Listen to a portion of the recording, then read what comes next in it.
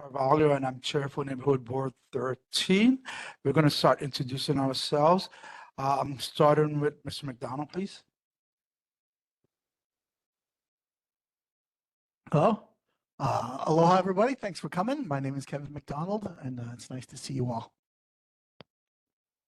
Hi, good evening. My name is Laura Sturgis, and it's nice and wonderful to see you all. Aloha, and Happy New Year. I'm Robert Armstrong. Thanks for coming. Lori McCarney here. Good evening, Chuan Shibutwo. Hello, Ross Isokane. Once again, thank you all for coming to our Neighborhood Board 13 Downtown Chinatown meeting. Welcome.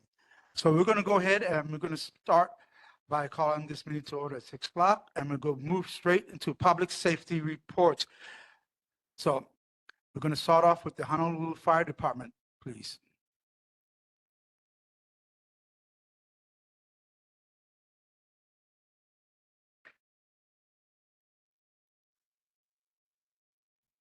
Hi, my name is Mark Bates. I'm from the Central Fire Station, right down the street. I'm going to start off with the statistics for January.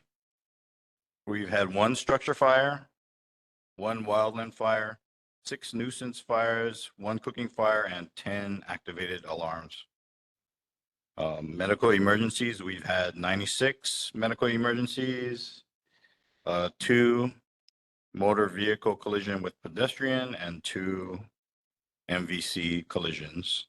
0 mountain, 0 ocean, and 0 hazmat incidents. And our February fire safety tip is there. Here are a few ways you and your family can be prepared for a power outage. Prepare your supplies. Ensure your flashlights, radios, etc. contain batteries that are charged. Don't forget to charge extra batteries. Prepare your family. Check in with family members. If anyone relies on medical devices requiring power, ensure you plan ahead of time. Prepare your food and water. Set your fridge and freezer to the coldest settings. Keep them closed as much as possible during the outage. Fill up water containers for drinking and other needs. Protect your electronics. Unplug unnecessary electronics to prevent damage from power surges. Never touch down power lines. Always assume lines are energized and dangerous. And for more safety tips, visit honolulu.gov/DEM. Any questions? All right. Thank you very much, Captain Bates. I appreciate that. So do we have anyone in our lobby that's with us today who has any questions for Captain Bates? Hear none, see none. Anyone online joining us from the public? See none. We'll go ahead and move on to our board members. Do we have any board members? Board Member Armstrong, please. Thank you, Mr. Chair. Captain Bates, first of all, this is the first time we've had a meeting since December, and you've lost a member of your crew, and our heartfelt condolences on that. I'm just curious, a couple of years ago, the fire department entertained some discussion, I think it was with the previous chief, about moving across the street. And recently we've had some knowledge or some talk about redeveloping that triangle park in which the fire station exists. Have you or anyone in your company been told of any changes that we're not aware of? No, I'm not. Not so. I haven't had any news on. Thank you. All right. Thank you. Any other board members? Go ahead, Board Member McCarney. Thank you for being here tonight. A quick question, 96 medical calls. That's 3 a day. Have you seen any difference since the other services like CORE and is there anything different in what's happening now than maybe a year ago? I can't really tell as far as the stats are concerned because I don't see the trends. I'm not really looking at the trends right now. As far as what do you mean? Can I continue? I'm sorry, just in general, it just seems like there's a lot of effort being made into getting people off the streets and finding places so that they don't have to go to the emergency rooms and stuff like that. So I was curious over this period of time, if you've seen that any impact at the fire department. I can't say offhand. I can't tell right now. All right, thank you. Anyone else on the board? No, hearing none, seeing none. Thank you, Captain Bates. Appreciate it. Thank you. Thank you. All right, thank you. All right, next up, we have the Honolulu Police Department coming up. Anyone from the Hello. Honolulu Police? Hi, can you see me? No. I can hear you, but not see you. Okay. Well, I'm Sergeant Freeman, HPD District 1, Chinatown, downtown area. Sorry, I'll try to figure out this camera thing. But I'll start off with the stats. Total calls for service, 2,298. Previous was 2,271. For the month, we had 9 motor vehicle thefts, down from 7, or up, sorry, from 7 last month. 5 burglaries, 9 last month. 20 thefts, 26 last month. 17 UEMVs, which is car break-ins, and 19 previous. 10 assaults, 12 previous. 4 sexual assaults, 1 previous. 0 graffitis, and was 0 previously. 3 drug cases, down from 11 last month. That's it for the stats. Any questions on that?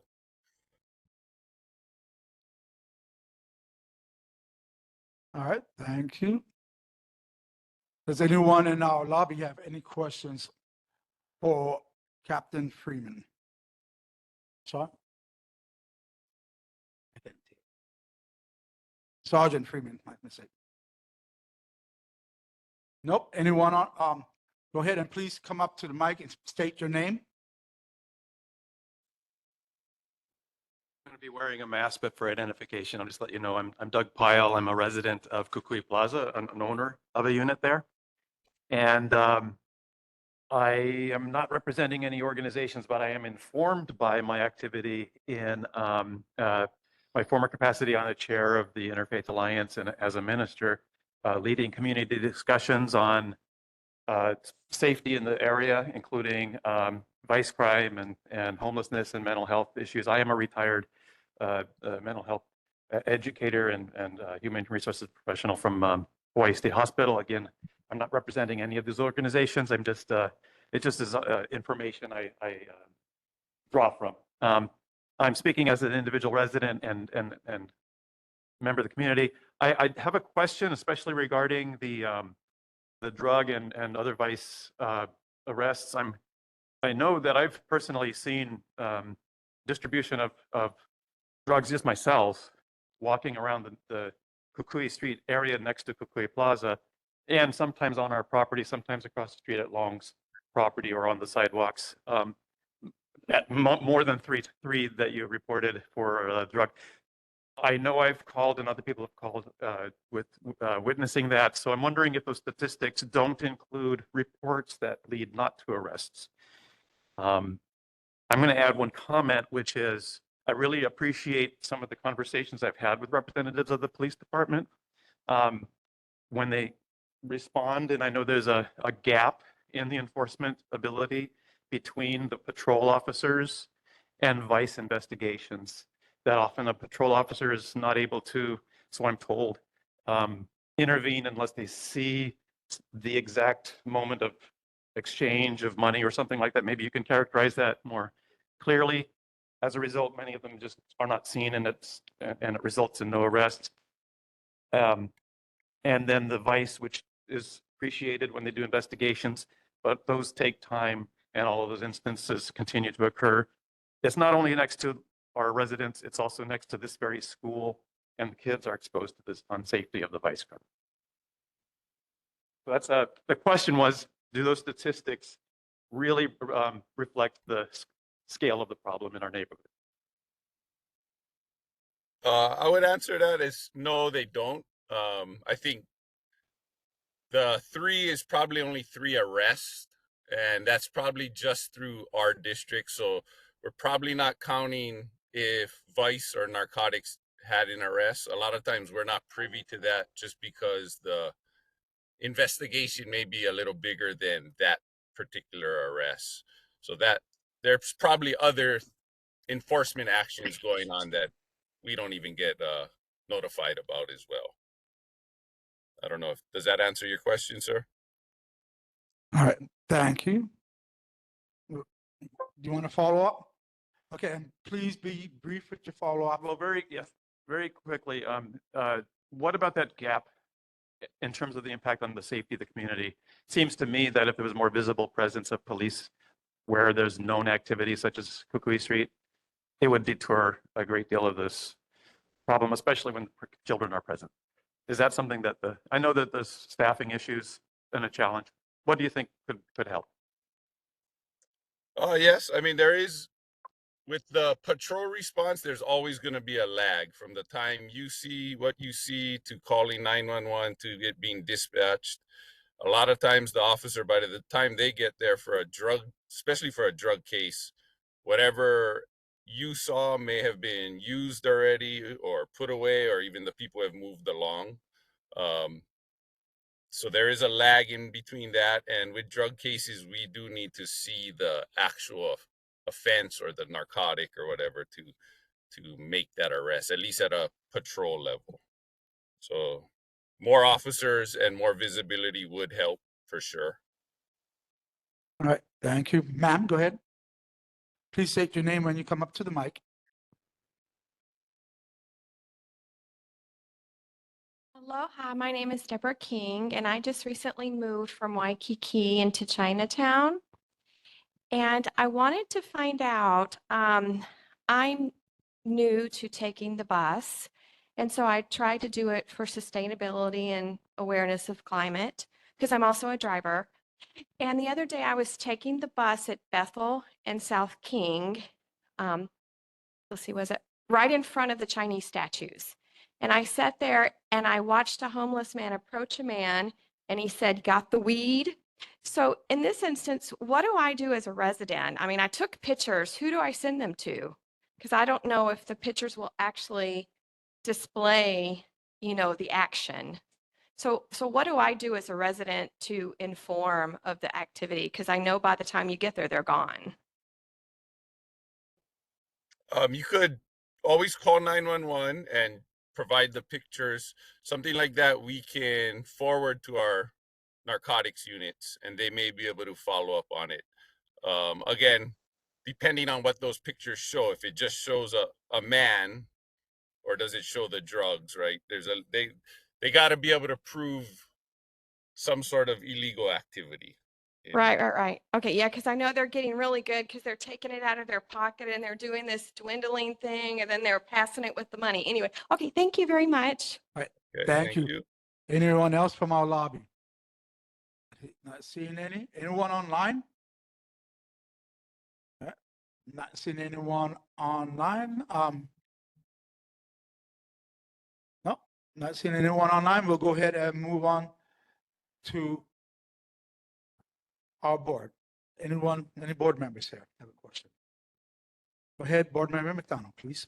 Thank you, Chair, and thank you, Lieutenant, for being here. It is our first session back since the new year, and I know I'm going to try not to ask this every meeting, but it is also the beginning of the new legislative session. I'm I have a pattern of asking this, and I'll ask you again. As we enter the new legislative session, is there any legislation that the Honolulu Police Department would like this board to support that would help you to keep our community safer, help keep your jobs safer, help you do a better job, and help to keep crime and criminal activity off of our streets, 10 seconds. which is what we ask, of course, of you guys, who I am a big fan of your work. So, and you don't have to answer necessarily at this meeting, but the legislative session is only a couple months long. So if you would get back to me and this board as to how we can support you, I would appreciate that. Thank you, Mr. McDonald. Okay, sir. Yeah, I don't have a list offhand of any of the new laws we're trying to get passed, but I am positive there's some we would love your support on. So I will try and get that list and see what may pertain especially to our area, Chinatown, downtown, and I can get you guys that next session. All right.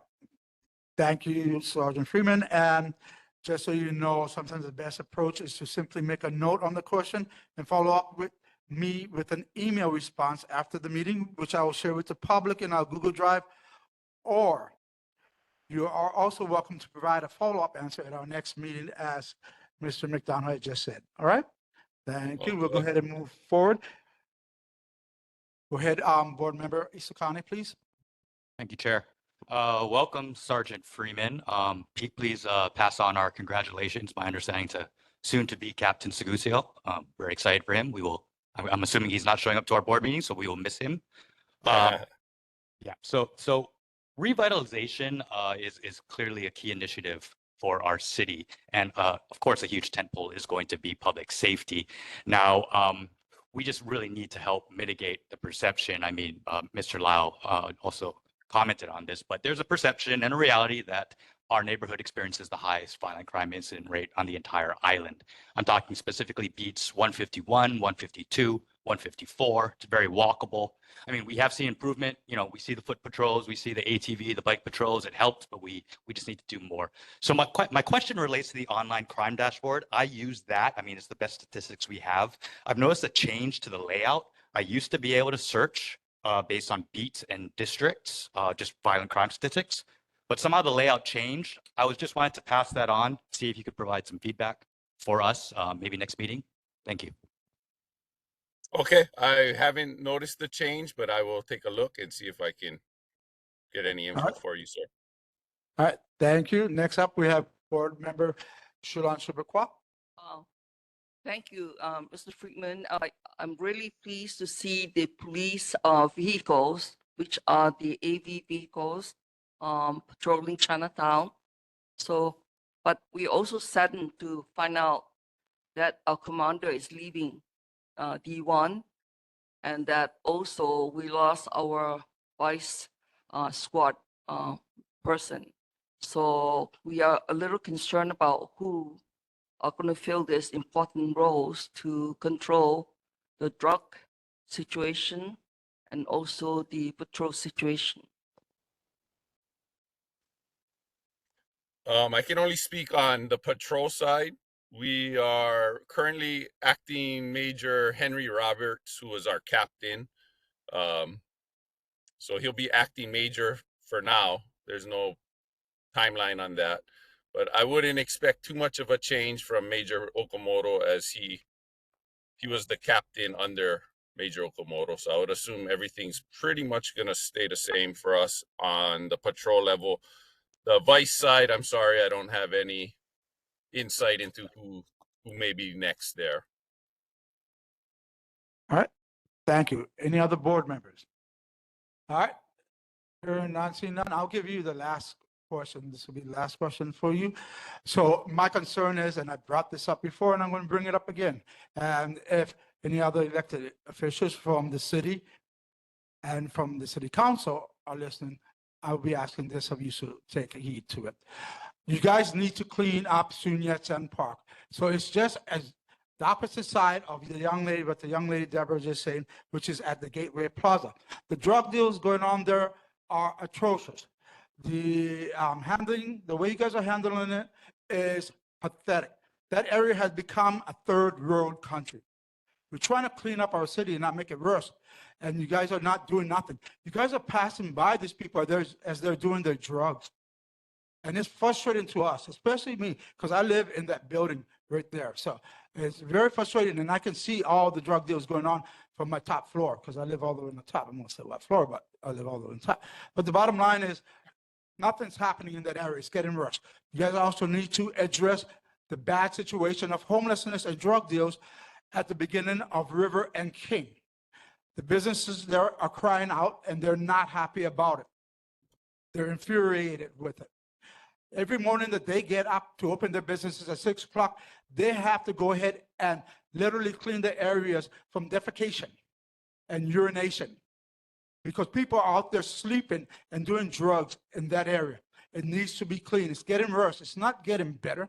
And I see it every single day because I walk the streets every single day and every single night, especially since I work in that area. All right, that's you don't have to answer these questions, but that's the frustration that's going on with the people out here. Thank you very much. Thank you. All right, thank you very much, Sergeant Bates, for being here. Next, we're going to go ahead and we're going to be moving on to our presentations. Okay. Next up, our presentations. Please note that all these listed on the agenda are informational presentations to be followed only by public or board questions. Based on my discretion as chair, I have not listed any of these matters to be followed by any board action or motions. If we wish to take any further action, please come to me on a one-on-one interaction after meeting so I can determine if it is best to place that on a future agenda. The thing is, all these presenters that are presented do not wish to have a vote, and that is their right. So we're moving forward, and we're going to start off with the potential establishment of a business improvement district, BID, for downtown Honolulu with Chris Fong of Tradewind Capitals. Chris? I have a presentation. Is there a, okay. She's got it for you. Okay, great. Hi, everyone. I'm Chris Fong. I'm going to give a short presentation on something that a group of stakeholders are working on downtown. We actually did an event about a month ago where we went through this presentation and it took 2.5 hours. So I'm going to try to do it in 2.5 minutes. So if it's way too short and you just have questions, let me know and we can certainly talk about it. But more on myself. So I work for this company called Tradewind Capital. Tradewind Capital is a local-based investment firm. Our offices are downtown. We're part of a larger family of companies, including Island Insurance, Atlas Insurance, Paxa. And through our family of companies, we have about 500 employees that actually come to downtown weekly. And what I'm here to talk about is an initiative to create a business improvement district. And so the history on how this came about is about a year ago, a group of some of the big businesses downtown, some of the big landowners downtown started to get together and talk about, frankly, some of the things that I've already heard tonight, which is, crime looks like it's getting worse. Homelessness is getting worse. The streets don't feel clean. And is there anything that, we can do as a community to address this? And as part of those discussions were, my company, Tradewind Capital, some of the big local banks, First Hawaiian, Bank of Hawaii, CPB, the MW Group owns Pioneer Plaza, the Karisu family. So the stakeholders that really do have a big stake in downtown. And, it started off as just kind of committee meetings where we would kick around ideas and just figure out, is there anything we can do? And the idea that emerged that had the most legs was, well, what if we created a business improvement district? And so, actually, maybe could you flip to, you can keep going. You can keep going. Kind of already touched on this, keep going. Here, that's perfect. We said, what if we created a business improvement district for the core downtown area?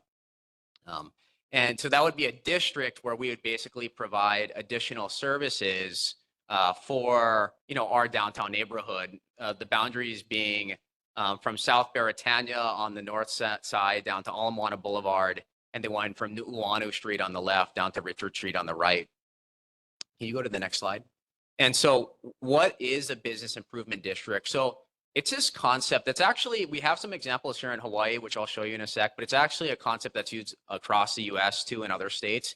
And it's a district that's governed by a nonprofit that basically provides additional services for that neighborhood to supplement what the city and county is already doing and to supplement what individual property owners are doing. So basically to come together as a community and say, hey, we need to provide kind of additional resources and services than what we're getting to help improve or maintain the district. And those Services can include security officers that patrol the areas, in addition to HPD, sanitation and cleanliness, I guess contracts or vendors, so people that would power wash the streets, potentially remove graffiti, capital improvements, so folks that would help, do some landscaping and fix any equipment, some public equipment.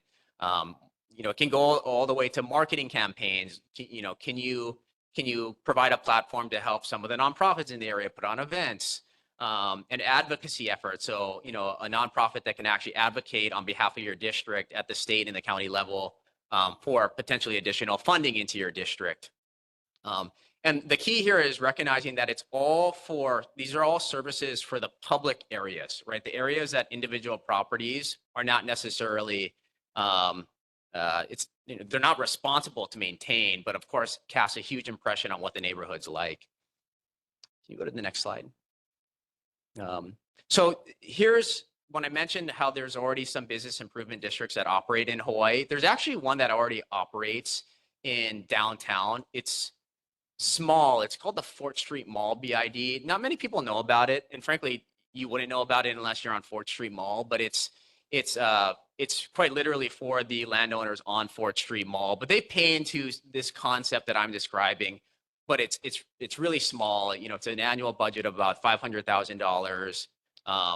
They do have additional safety and security contracts. But what we want to do is something much larger. So if you could go to the next slide. A better model or example is actually what's done in Waikiki, which is called the Waikiki Business Improvement District. And so it governs, all of core of Waikiki. So from, call it, the top of, that's Bowles and Ala Moana down to Kapahulu. This BID manages a budget of about $5.5 million annually. It provides additional safety and security personnel. They call them in Waikiki Aloha ambassadors. They patrol the streets. They wear yellow vests. Again, they provide additional security bodies to supplement what city and county is already doing. And they help maintain the streets, so they power wash the area. They actually have, they call them hospitality ambassadors that also answer any questions for visitors in the area. And so we were looking to create something like that in the downtown district. And so a month ago, like I mentioned at the onset, we hosted a panel at the YWCA where we actually talked about this with the larger neighborhood. So I'm here too to, of course, continue that effort. And we got great reception from from the folks that attended, which was over 200 people. And that said, it really felt like this could be what downtown needs to at least, to kind of like address some of these issues that we're all highlighting. And so where we are in the process is, we're kind of going on this marketing campaign to confirm we're getting the word out, getting feedback from anyone.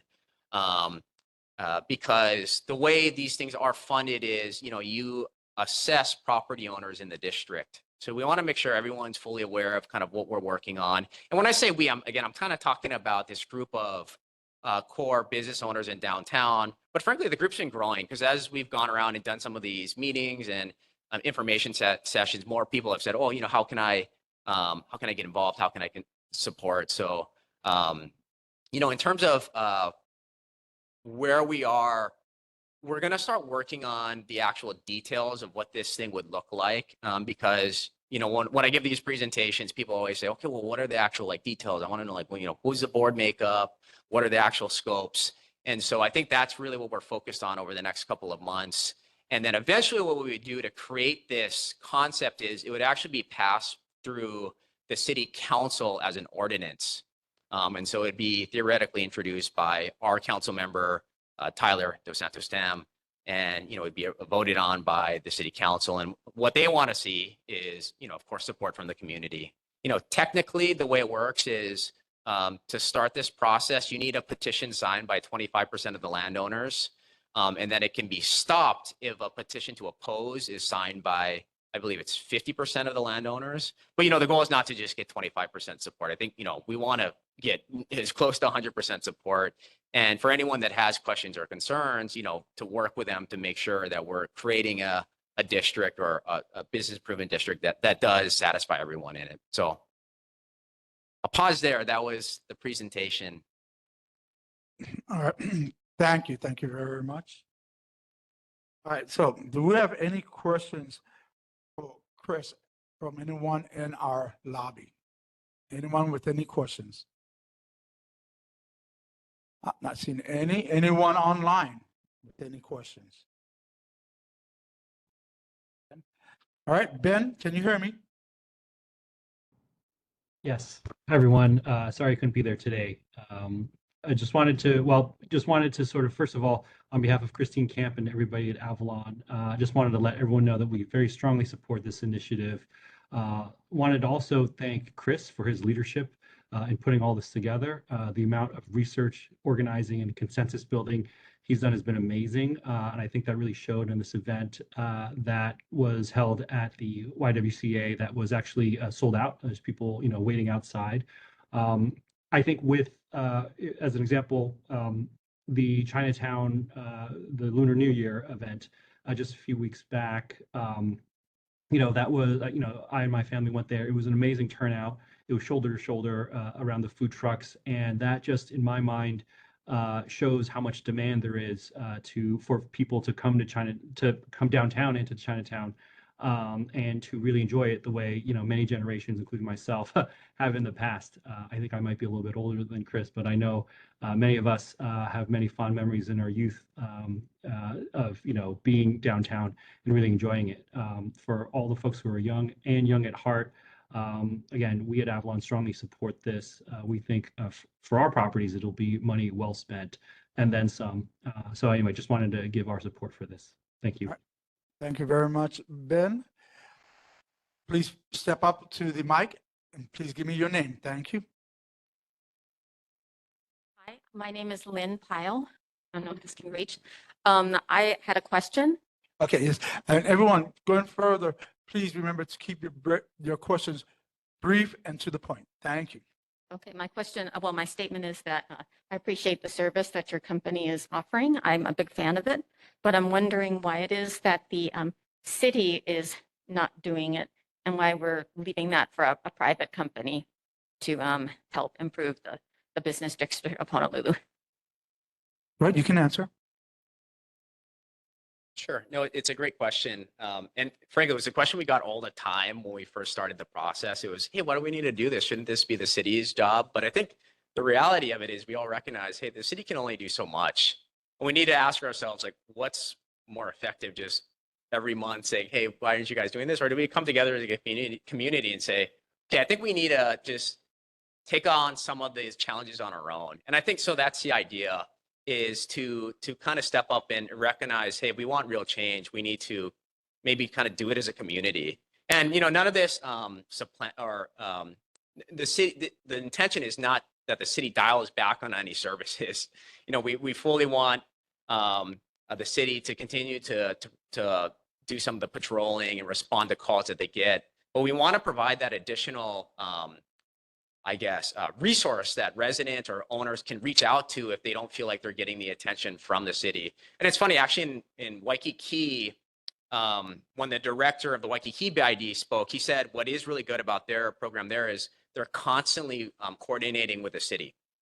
And so whether it's talking with them every day to making sure they're responding to crime calls, graffiti removal. So I think this is also a mechanism to make sure that you have better correspondence with the city and county. All right. Thank you for that explanation. We do appreciate it.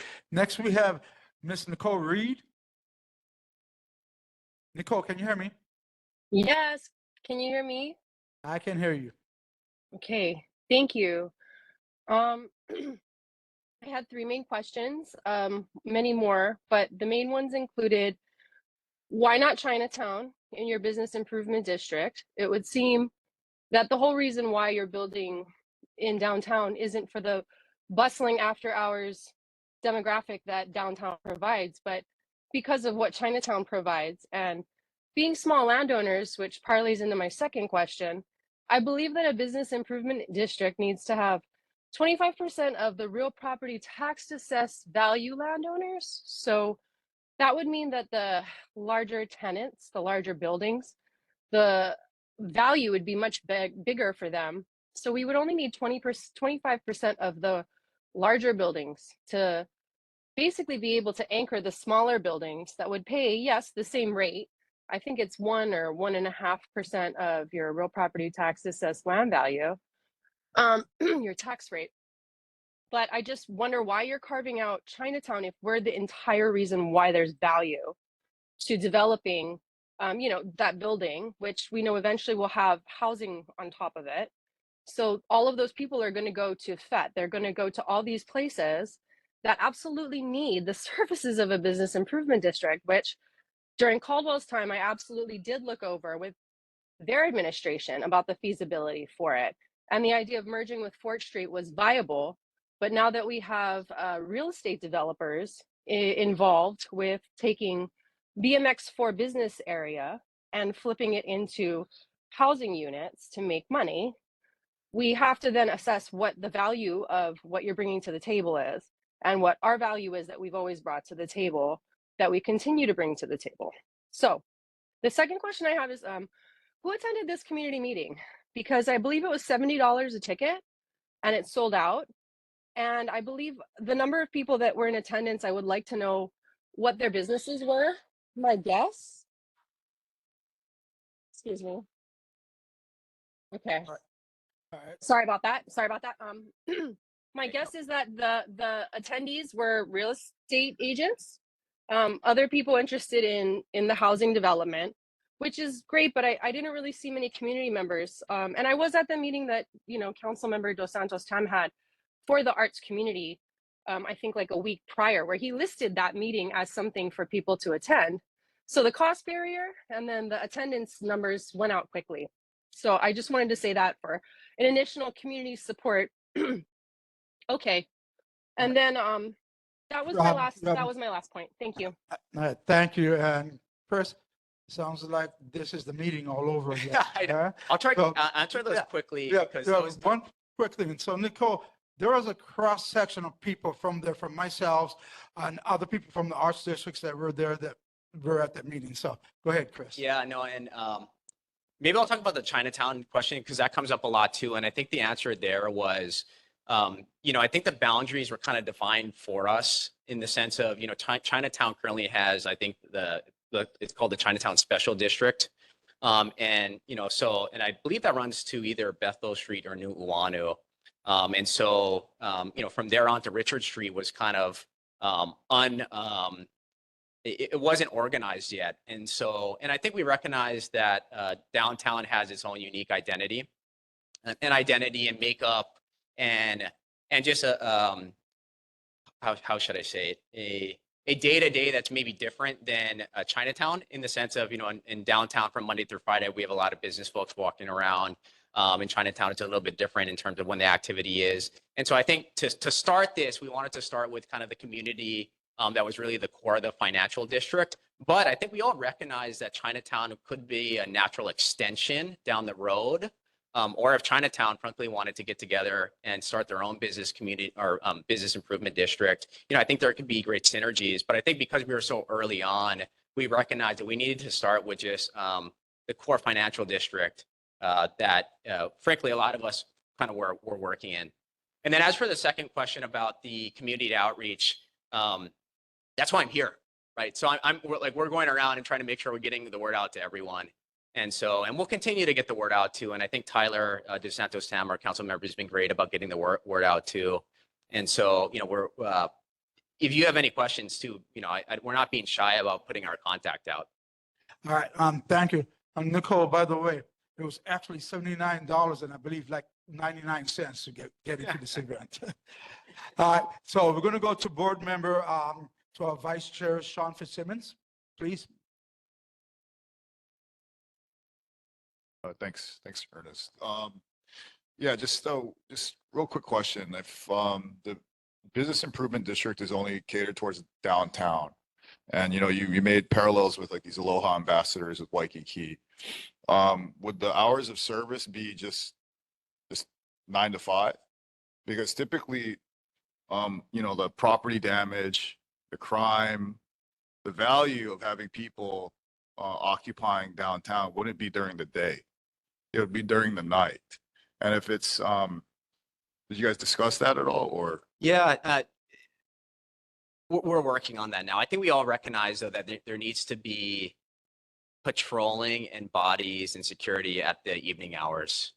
And so, you know, when we're working through budgets and scopes of services, I think that's something that we're gonna have to work through the details on kind of when that staffing actually is. Sir. Oh yeah, Isn't definitely. that the main concern though, like to have people at night? Because during the, like I live and work downtown too. Like you know, and there's no real issue because everyone's populating the buildings during the workday. It's only at night when these issues arise. Yeah, Like the absolutely. vandalism, the property damage, the defecation that Ernest mentioned earlier. And what value would it be to have these people patrolling the district during the day?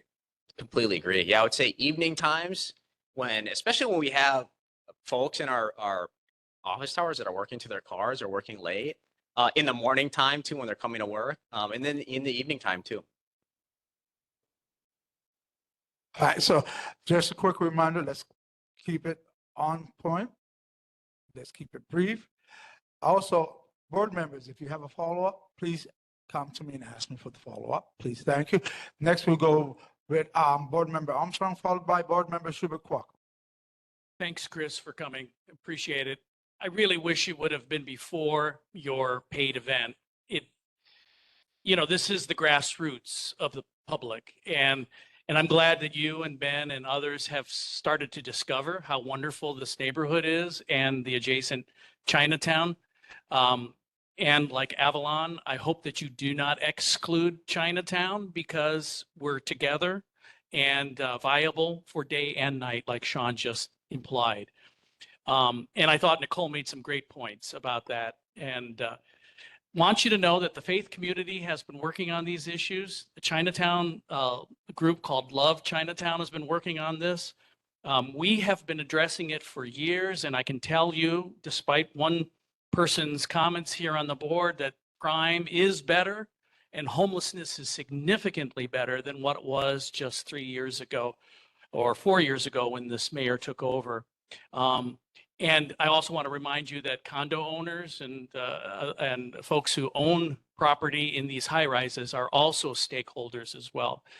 But 10 I seconds. want to applaud you and ask you what happens now? What are the next steps and what is the assessment? You haven't mentioned that for, I'm assuming, large property owners, but also for small business people who Time's up. who populate Please our close it out. neighborhoods. Yeah. So going forward Thank you, now, Chair. and thanks for that question. We're working on the details on, you know, what are, call it the board makeup, what are the scopes we want to engage, what are the hours of those services, so that when we start, when we do prepare to come out for a petition, we have all the specific answers for anyone that wants to know the nitty gritties of how this thing would be run and how it would be managed, how it would be governed.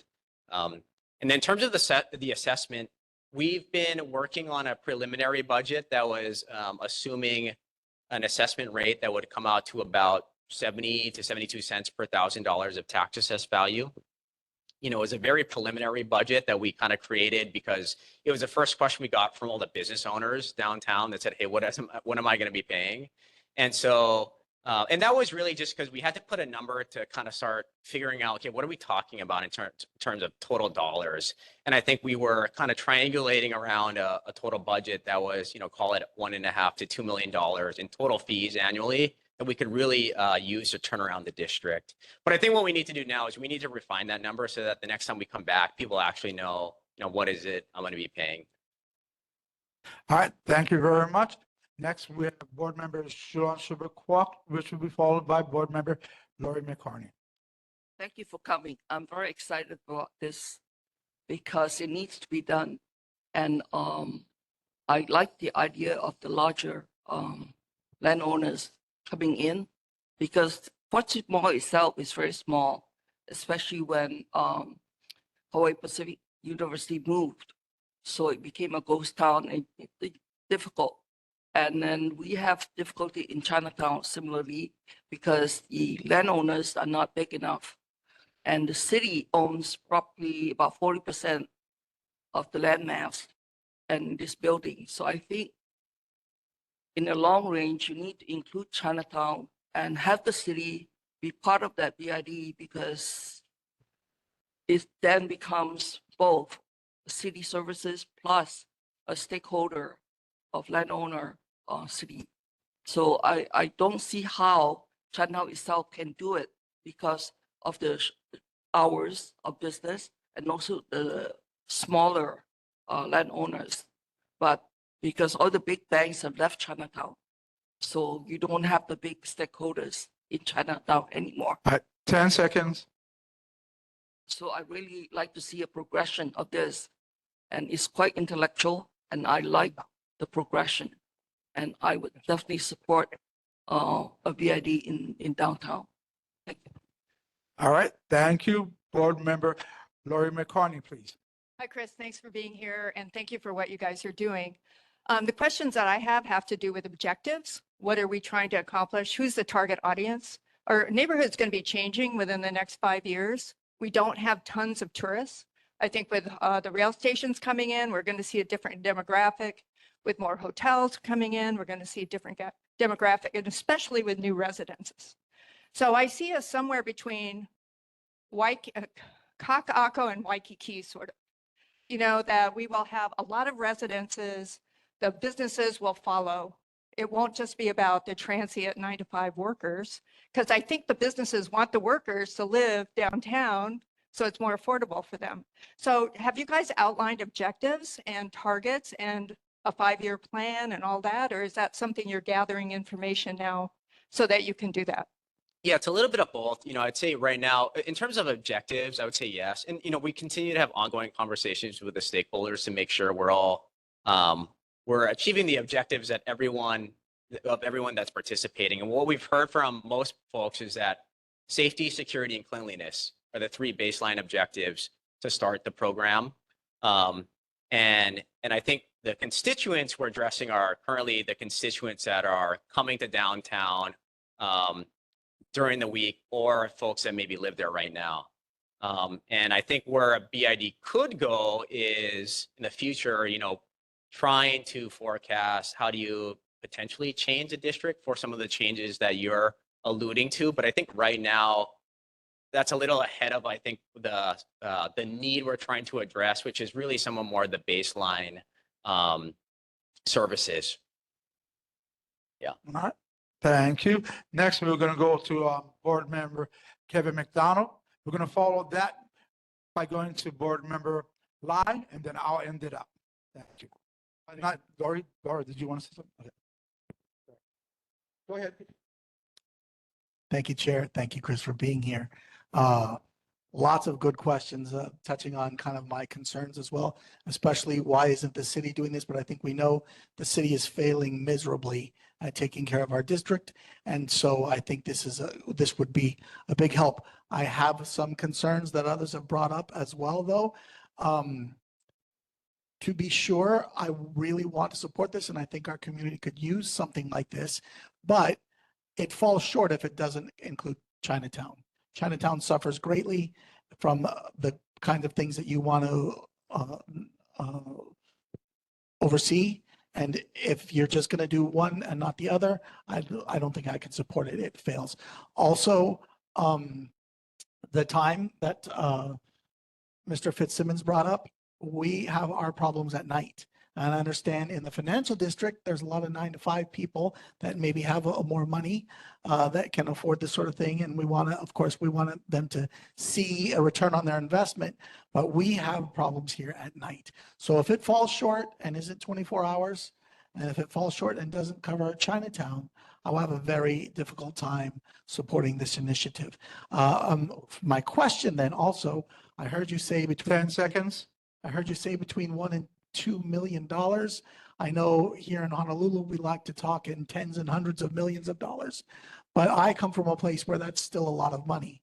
And so I hear that the businesses, landowners are going to be paying for this.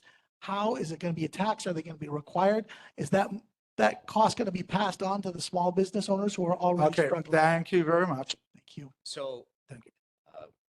maybe I'll start with the assessment, because that's the other question that comes up a lot. So it would be funded with an assessment. So it's similar to, it's charged or assessed to owners the same way property taxes are. So in your property tax bill, landowners would get an additional charge for their contribution into a BID. The difference, of course, being that those funds are exclusive or come directly back into that district. And then, how it's, call it, passed on or who bears that cost, that would theoretically be up to the landlord to figure out, how they want to pass on that cost, or do they bear it? Okay. I'll give you 30 seconds. Just quickly. So it's a forced assessment then. It's passed by the city and the landowners are forced to pay this, and then they would pass that cost. Thank you. Maybe I'll add though, what's critical to note is it's a 5-year period from, what would you call it, 5-year sunset from when it's initiated until it would be renewed. So it's not like you would, let's say, pass this and then people are stuck with this fee into perpetuity. There's an opportunity to kind of assess the progress and then to reassess, like, do you even want to renew this concept? All right, board member Lai. Thank you. Thank you, Chair. Chris, I may have missed this in your presentation, but is the entity to be structured as a 501c3 or some other nonprofit organization?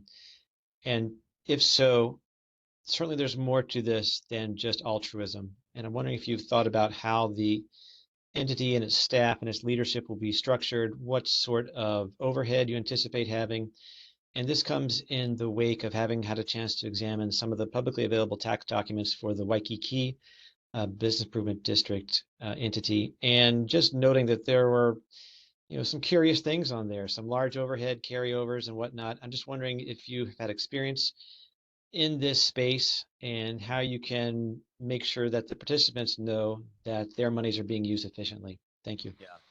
Yeah, so it would be governed by a 501c3 nonprofit. And so, and that's, part of the pitch on how some of these services could be provided at a lower rate because you're not paying a vendor, call it profit margin. Now you would have to pay for a management because these bids do have employees and they do have a director.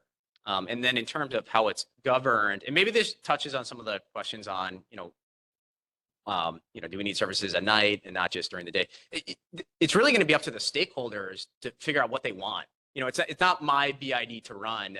I'm part of the team that's starting it, but similar to a neighborhood board, the constituents in the area would elect people to represent them. And I think by law, you need to have a certain makeup that consists of landowners, businesses, and even I think some government public representatives. And so you have oversight, or you have some kind of committee. In Waikiki, they have both an executive committee and a board. I think in the Fort Street BID currently, they too have a board that is, it's their responsibility to make sure that the BID is being run correctly.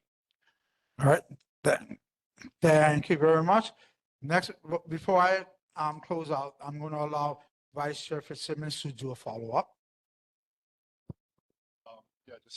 Just in talking about this more, and based on what Nicole was questioning you about, it seems like if you guys are really successful, right, you guys, eradicate all the vandalism and the homelessness and the security threats in the financial district in downtown, it's going to get displaced somewhere else, right? Where's it going to go? It would get displaced to Chinatown and Chinatown businesses, right? And they would potentially be suffering with additional hardships from the displacement. Have you guys considered that?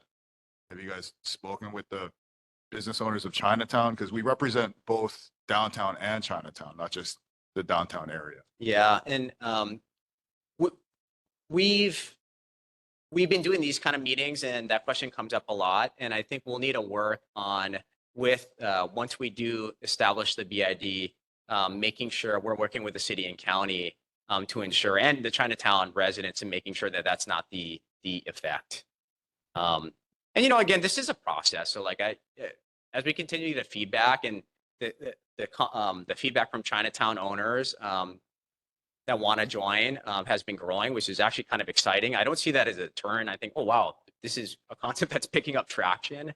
And so I think we'll continue to take that feedback and figure, okay, how do we address the community at large? All right, thank you very much. And so I'm going to close this down. Yeah? So, as you said about the Chinatown community, I know the owner Fed was there, yeah, and he asked questions. So did I, and so did a lot of people ask questions at this meeting.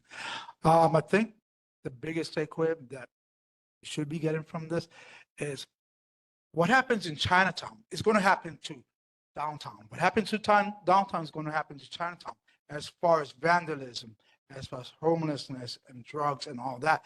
You cannot take care of one without taking care of the other. They're connected, regardless. They're still connected. But I want to thank you for coming down, and I want to thank you for your time. And I did enjoy the meeting. I learned a lot at the meeting, and I do support you guys. And I hope we can expand it all the way to River Street somehow. All right. Thank you very much for your time, Chris. Thank you. All right.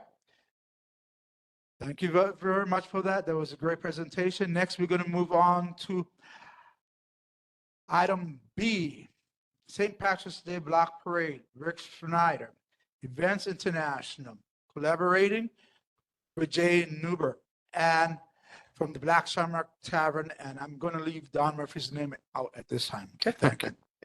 Thank you. Yes, I'm Rick Schneider with Events International. About 37 years ago, our company started the St. Patrick's Day Block Party and operated it for about 15 or 20 years until Don Murphy moved into the neighborhood. And we gladly sort of gave it over to them because they wanted to run it themselves. We moved on. Just recently, we were approached by both Jay and Don about they wanted to do it, but they didn't want to produce it. And they know about our history in terms of how well we produce block parties. And we've done many, many, many in this district and others. So we are taking it over, and we plan to do it exactly in the same footprint as it has been done in the past. And we plan to operate it respectfully and honestly, and make it a fun event for the community, which we've heard that the community really wants back. So that's about the size of it. All right. So before we go forward, we're going to open it up to questions from those in the lobby. Anyone in the lobby have any questions about the St. Patty's Day event for Rick? See none? Anyone online? Nicole Reed, please. Nicole. Hi, I just want to say thank you so much for trying to bring this back and for helping our community to produce another block party, especially Murphy's and St. Patrick's Day.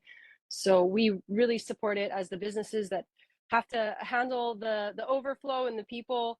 We're happy to do so, and we'd love to talk with Jay, and I'm sure we will, about crowd control and safety measures for us on Hotel Street for protecting all those wonderful people in celebration. But thank you so much. Appreciate it. And we support this event. We're happy and very glad to see the block party back. Thank you. Thank you, All right. Nicole. Go ahead.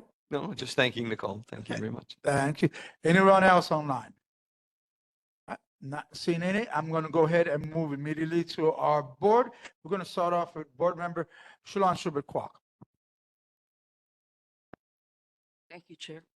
I do have some questions as to when it is, where it is, and the time. It's So- blank on the agenda. So we usually don't do an item where it's so incomplete, where people are not properly informed when is the function, where is the function, the streets, and the time, and whether a beer garden is involved or not.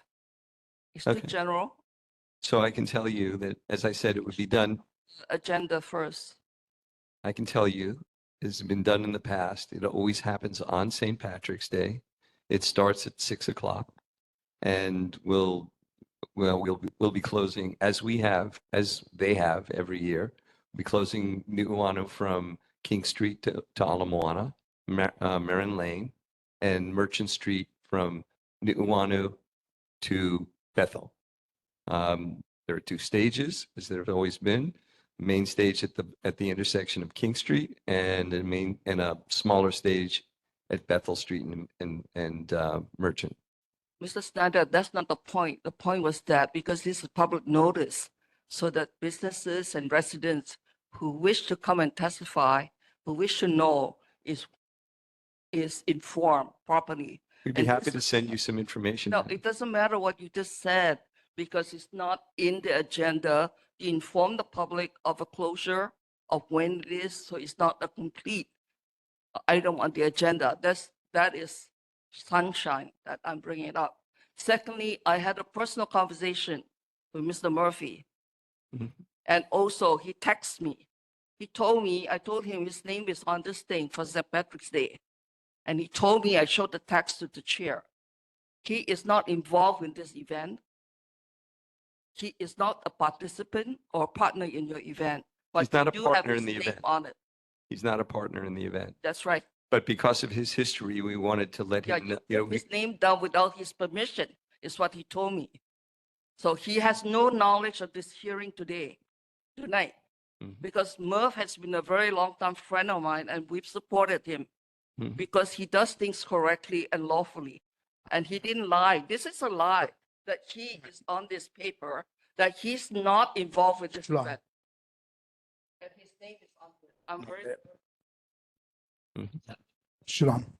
his permission to talk about this tonight. Time.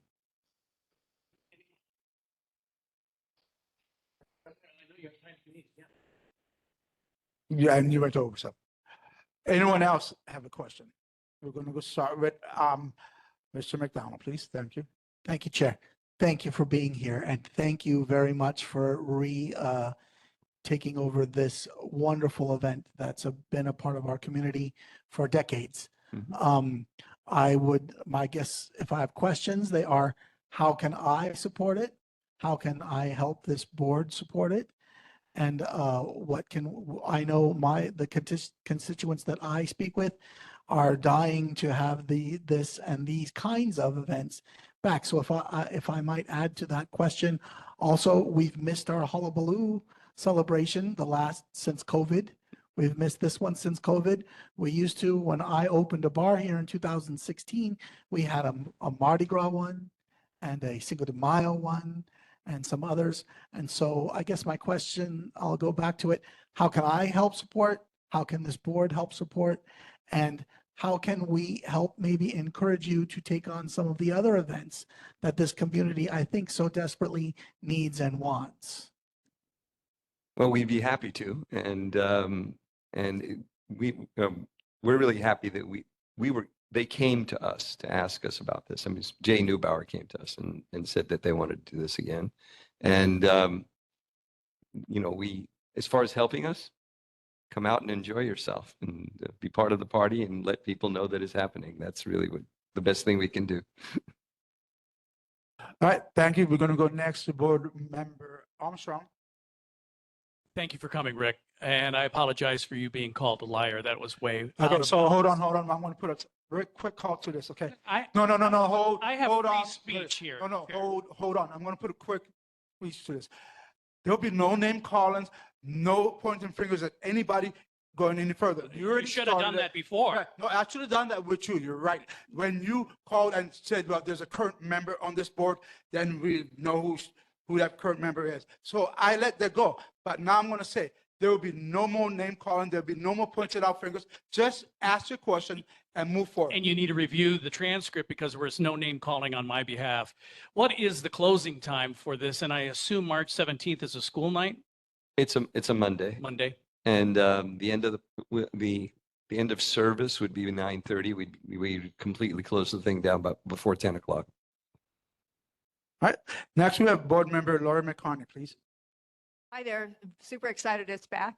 I guess I didn't need the information because if it's exactly the same, so when I go, it'll feel exactly the same. That's our goal. Yes. Okay. So Any changes we make would be to improve security, improve, movement of people, and just make it better. But in general, it will be the same footprint. no, thank you. I've had a lot of people that have been disappointed that it hasn't happened. They've been disappointed about Hullabaloo.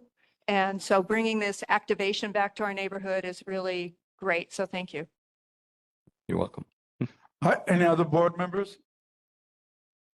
No? All right, not hearing any. I just wish you guys the best of success, but the address, things that need to be addressed is the bathrooms situation. Is there going to be a beer garden? And we really, send me the information so I can put it on my Google Drive, times of the events and the roads, okay? Okay, we will do. All right, HPD also. What Oh, about certainly, the HPD 's gonna be HPD there? request has gone out. I mean, we've done these things for years, and we actually created most of those events that you were talking about. And we moved on because our company grew and we're doing other things. But we're coming back to it because we see that there's a need, because there have been some people who've been doing it irresponsibly. And we think it's important that this kind of activity happens in a positive and good way for the community. So that's really why we're getting back involved. All right, thank you very much. And I'll be addressing this, okay? Thank you. Thank you. You have a good day. Next up, we're going to have Annual Hearts of Honolulu Street Festival on Saturday, April 12th from 11 a.m. to 4:30 p.m. Spring Art and Culture Fling collaboration in Sun Yat-sen Park on Saturday, March 1st from 11 o'clock a.m. to 4 o'clock p.m. Sandra Poe will be speaking. Thank you, Sandra. Hi, so this is, we'll talk about the guitar and plein air in the park. That'll happen March 1st, so it's like 3 weeks from now. It's a free event. It'll start at 10 o'clock in Sun Yat-sen Park. We'll have music all day, and we're going to have plein air painters join us. They're going to be painting in the neighborhood, and then at 3 o'clock, I think at 2 o'clock, they bring their paintings back to the park, and then we'll just, they'll be juried in. There's prizes for the artists who participate. It's just a really fun event. There's going to be activities at the Downtown Arts Center as well, just to round it all out. And then the second one is our annual Discover the Heart of Honolulu. It's a family-friendly event. It's free. It's wonderful. Last year, we had 60 vendors. We had 5 make and take art activities. We had a heart strut parade where everybody wore these big hats and walked around the block. It was just kind of really fun. We have this one is a collaboration of the neighborhood and all the nonprofits that are in the arts district. So it'll be fun, man. Thank you for hearing me out. Thank you. I really do appreciate it. Is there anyone in our lobby who would like to speak on this event? Ms. Sandra? Not seeing one. Anyone online from the public? Not seeing any. Any board member? Any questions? Go ahead, board member McDonald. Thank you, Chair. Thank you, Sandy. It's nice to see you here again. I just want to, like I said to the previous gentleman too, our community loves these events. I can only speak for myself, but I think I speak for a majority of the board as well. We love these events. We're starved to get these events back since COVID. And if there's anything I can do or anything I can do to help encourage the board to support these events, please let me know and I'll be happy to do so. Any other board members here? Do you have any questions for Sandy? None? So, go ahead.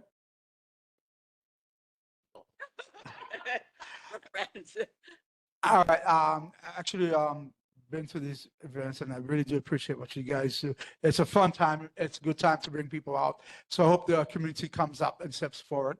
Thank you very much.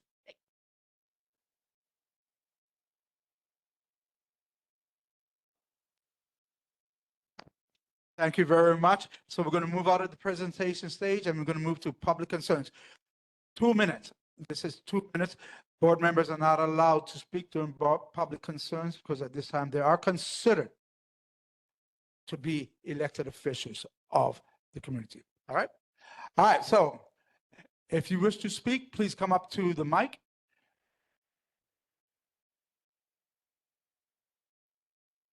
And please state your name.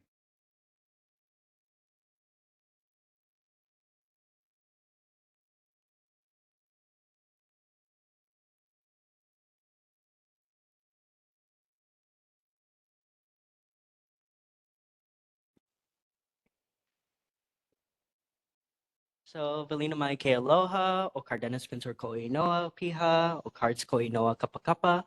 Aloha, my name is Cardenas Pintor, or Cards for short. I am here with Project Donna, an organization dedicated to helping the caregivers and kupuna. And I'm here announcing that we have an event at Jikuin Hongwanji, which is 1731 North School Street, Honolulu, Hawaii, 96817. We are hosting a healthy aging fair, making sure that we can analyze and we can help you give resources on what healthy aging looks like, whether that is what does healthy exercise look like, what resources exist, such as social services and healthcare services.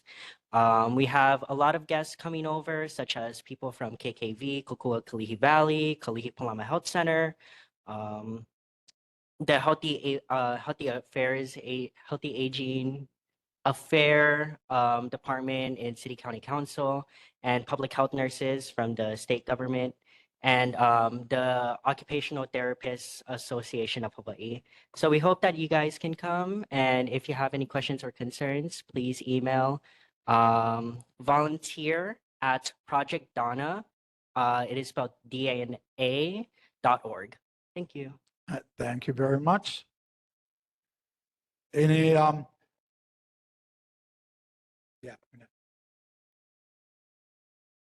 You can go. Oh, sorry. Are you asking a question or? Yeah, go ahead. Yes. Awesome. Great job. It must be pertinent to this and. Yep. No, I- Please reach out to me. I have a nonprofit in Kalihi, Kakako Boxing Gym. We have all ages. And one of the goals is healthy living, exercise. I can provide volunteers. Some of the boys from my gym can come help if you guys need labor or whatever. We're all about helping the community. So you can exchange contact information after. Yeah, and stay there real quick. So just a general reminder, board members are allowed to comment / ask questions if the chair or the presiding officers allow it in their in their sole discretion. If you think it is an interesting topic, feel free to open the floor up. If not, feel free to shut down any board. Feel free to shut down any board members' request with the following. Listen, so since a lot of people, if you guys decide that you guys wanted to ask questions because you feel like it, you feel like this is an interesting topic, ask away. Hi. Okay. So anyone else? Can you please send me information? You have my information, right? Yes. Just send me the information. All right. Okay. Thank Follow you. new chair. All right. Thank you. All right. Anyone else? Once again, please state your name for the record. I am Doug Pyle. I introduced myself earlier. Yeah. I'm a resident of Kukui Plaza, and an owner of in the building.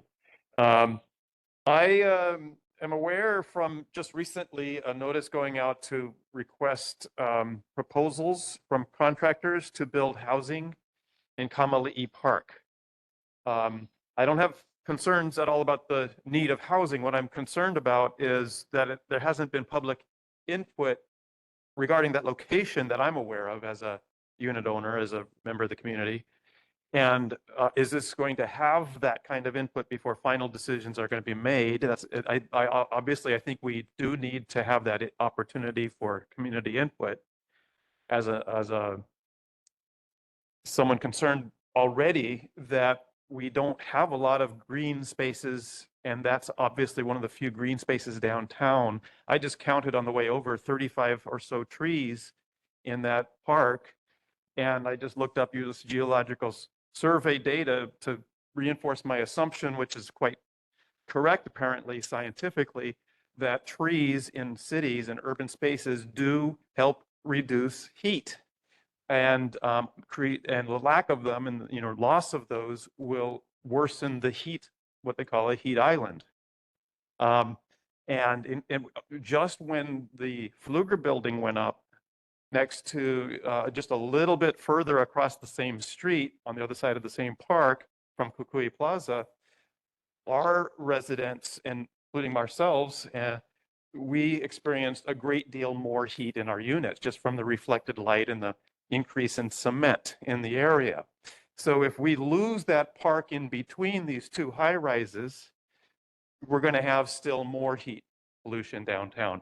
And that's just one of the concerns. What about density? What about traffic? What about the impact on this school here in terms of the safety, which is I've already raised with concerns with council member Tyler Dos Santos Tom, and they're looking into the fact that kids have to go across that street. It's already very dangerous, let alone this vice stuff I raised earlier, but just the traffic, navigating the traffic.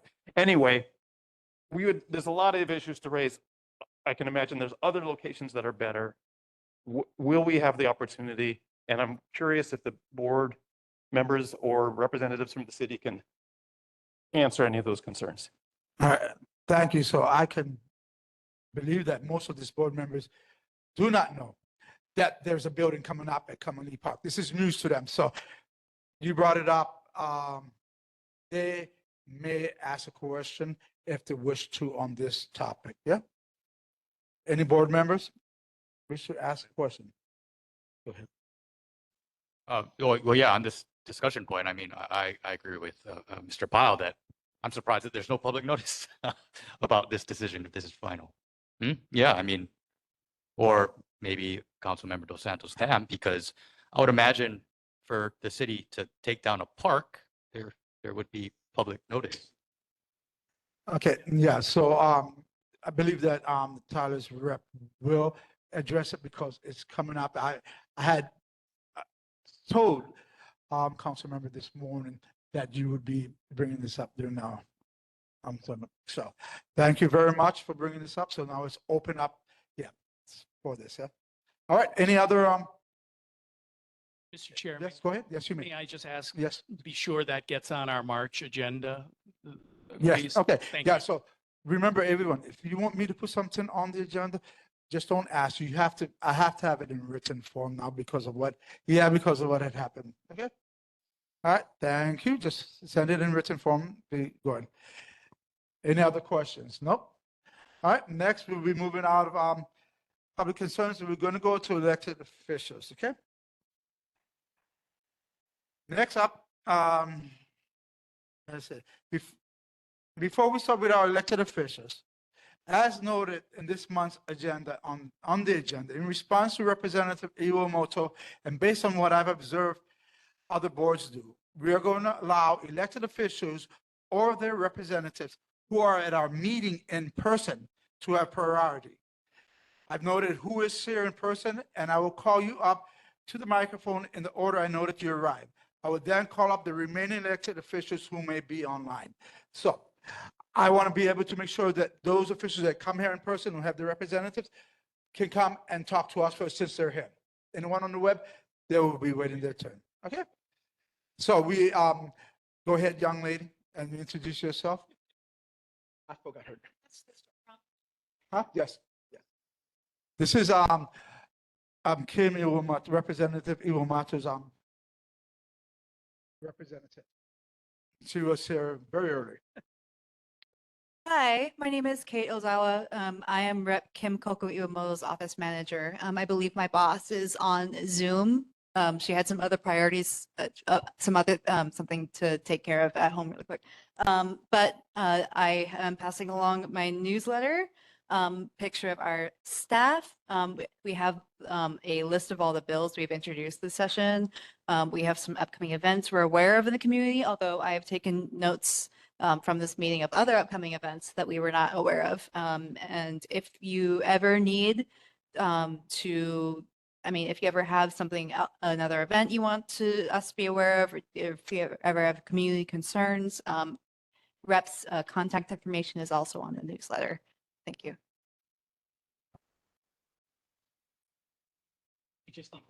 All right.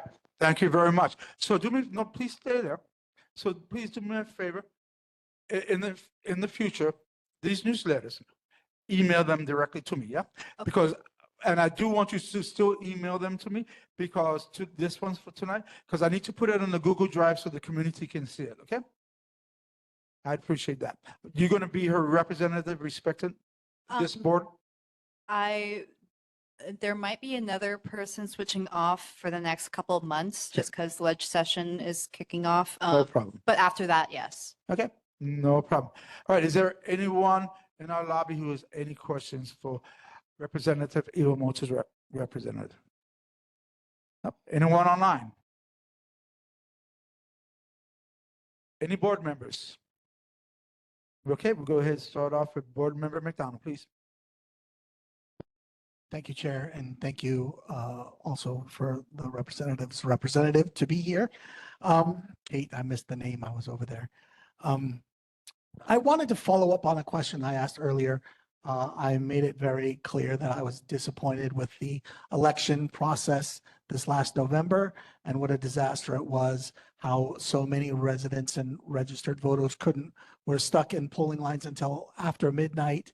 And there were so few polling stations. And before COVID, we didn't have a problem with this. We also have a problem with our mail-in ballots and the possible voter fraud that can happen with that. I brought it up with the Representative Iwamoto when she was here last, and she was very helpful and showed concern about this. She did say, though, that the elections are run by the city, and I did look it up, and it is a state. It's the Office of Elections run by the state of Hawaii. So, so that is follows under the state legislature how our elections are run. It's the Office of Elections, state of Hawaii. So I am hoping that she will address the total breakdown of our election process here in Hawaii. 10 seconds. And maybe inform us of what she's doing to try to make it better and more efficient. Thank you. Thank you very much, Board May I Member respond? McDonald. So, Representative Iwamoto, did you want to say something to address? Yes, if I may. Thank you so much. I did hear what you Representative Iwamoto. She's here. Yeah, Representative Iwamoto, can we keep it brief and to the point, please? Thank you. Thank you so much. I did hear what you had to say last time. And when I came across a bill that one of my colleagues introduced to ask that there be voting centers in every in every county district across the island, then I signed on to that bill to be a co-sponsor. So I did. So I do want to let you know that when I saw that come up as an opportunity to basically show that I'm listening, I did sign on to that. Who knows if it's going to get a hearing? That part gets more complicated, but I did voice my support for that. Thank you. You may do a follow-up. Thank you, Chair. And thank you, Representative. I just want to say thank you for that. I appreciate it. And I hope that we can follow up and you can keep me more abreast of how that's coming along, because I really don't want to see another election like we had. Thank you. Thank you. Thank you. Any other board members here? Board Member Isakani first, then we'll follow that up by Board Member McCarney. Thank you, Chair. Thank you, Kate, for being here. Thank you, Representative Iwamoto, for being present at our meeting as well. My question, I know you're busy in session right now. I want to ask about, good government reform bills that you're monitoring and paying attention to. Anything that you want to bring to our attention with bill numbers, it's hard for us to follow in the public, but Yes. you believe are meaningful, will pass. Specifically, I'm focused on like campaign finance reform, public financing, as well as limitation on contractors and their families' ability to make contributions. Thank you. Thank you. Thank you very much, board member. So yes, I introduced 6 good government reform bills. We were limited to 20.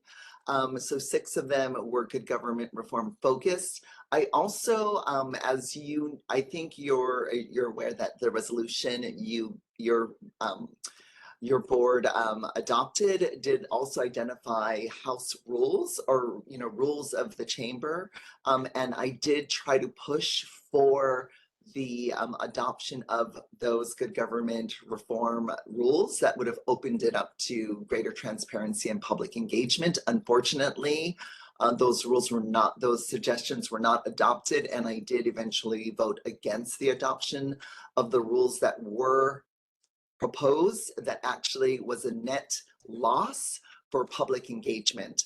But regarding the bills that are moving, definitely the one to expand prohibitions on contributions from government contractors to include their family members. Also expanding it to those who receive grants or those who contract with the state. And their families and board members if they're a nonprofit. So it is expanding in that area. We also introduced a constitutional amendment for term limits, 16 years, that the chair of judiciary just let me know yesterday that he was not going to hear that bill because he doesn't agree with it. You know, I keep pushing ahead. There's some others that we also introduced that's in your newsletter. I'm happy to answer any questions about any particulars regarding those issues. All right, thank you very much. Do we have any other board members have any questions? Board member McCarney. Congresswoman, and thank you for being here. You didn't submit this bill, but is there anything happening regarding condo insurance? Insurance is a big issue for a lot of people right now. You can't get written. So I'm just curious if what you're hearing, if there are bills that perhaps are trying to address that. Yes, there are bills that are moving. I am on the Consumer Protection and Commerce, which is a committee that's hearing a lot of insurance bills. The chair of that committee, Chair Matsuyoshi, is very intent on passing out as many insurance-related bills that he can. I did submit a couple bills regarding condo insurance. One specifically addresses retirees, and I wrote a little bit about that in my newsletter. And then another bill which instructs the insurance commissioner to create the standards for 3 new models of insurance. One would be a self-insurance model, one would be mutual insurance, and finally, what I'm calling life insurance for a building. That usually would pertain to new construction. But there are other bills going through that kind of offer a loan program. I didn't see anything where the government will come in and just pay for your insurance. I didn't see that.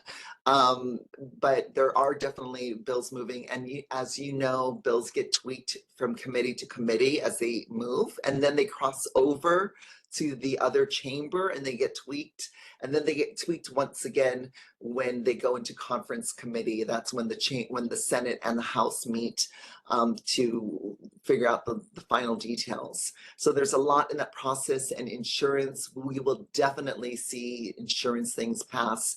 Leadership is concerned, chairs are concerned. I think they are hearing the concerns of the voters and the public. All right, thank you.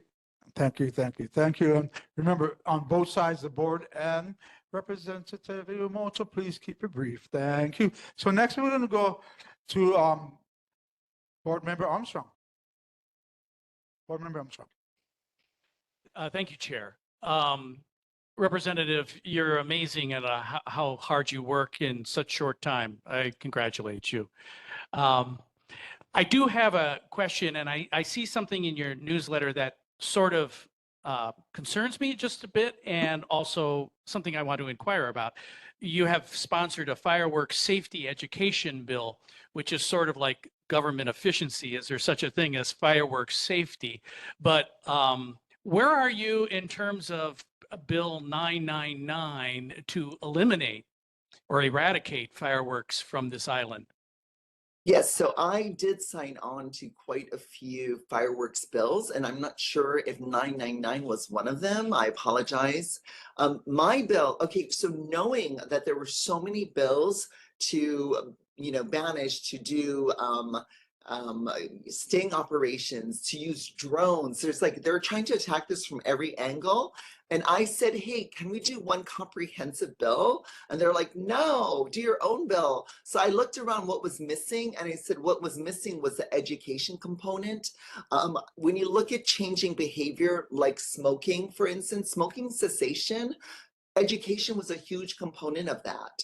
And no one else is discussing education around the dangers of fireworks. So that's why I introduced a bill specifically addressing the education component, because that's where we see real change. Thank you very much. I do appreciate it. So since no one else has a question, you're done, right? I'm going to be ending this with you, but before I end it, I'm going to allow Board Member McDonough to ask another question. Thank you, Chair. And thank you. I really want to say thank you, Representative Iwamoto, for being here. This is in my 7 years serving on this board. You are the first and only member of the House to join us on a regular basis here. So I really think it's wonderful, especially during the legislative session. So thank you for that.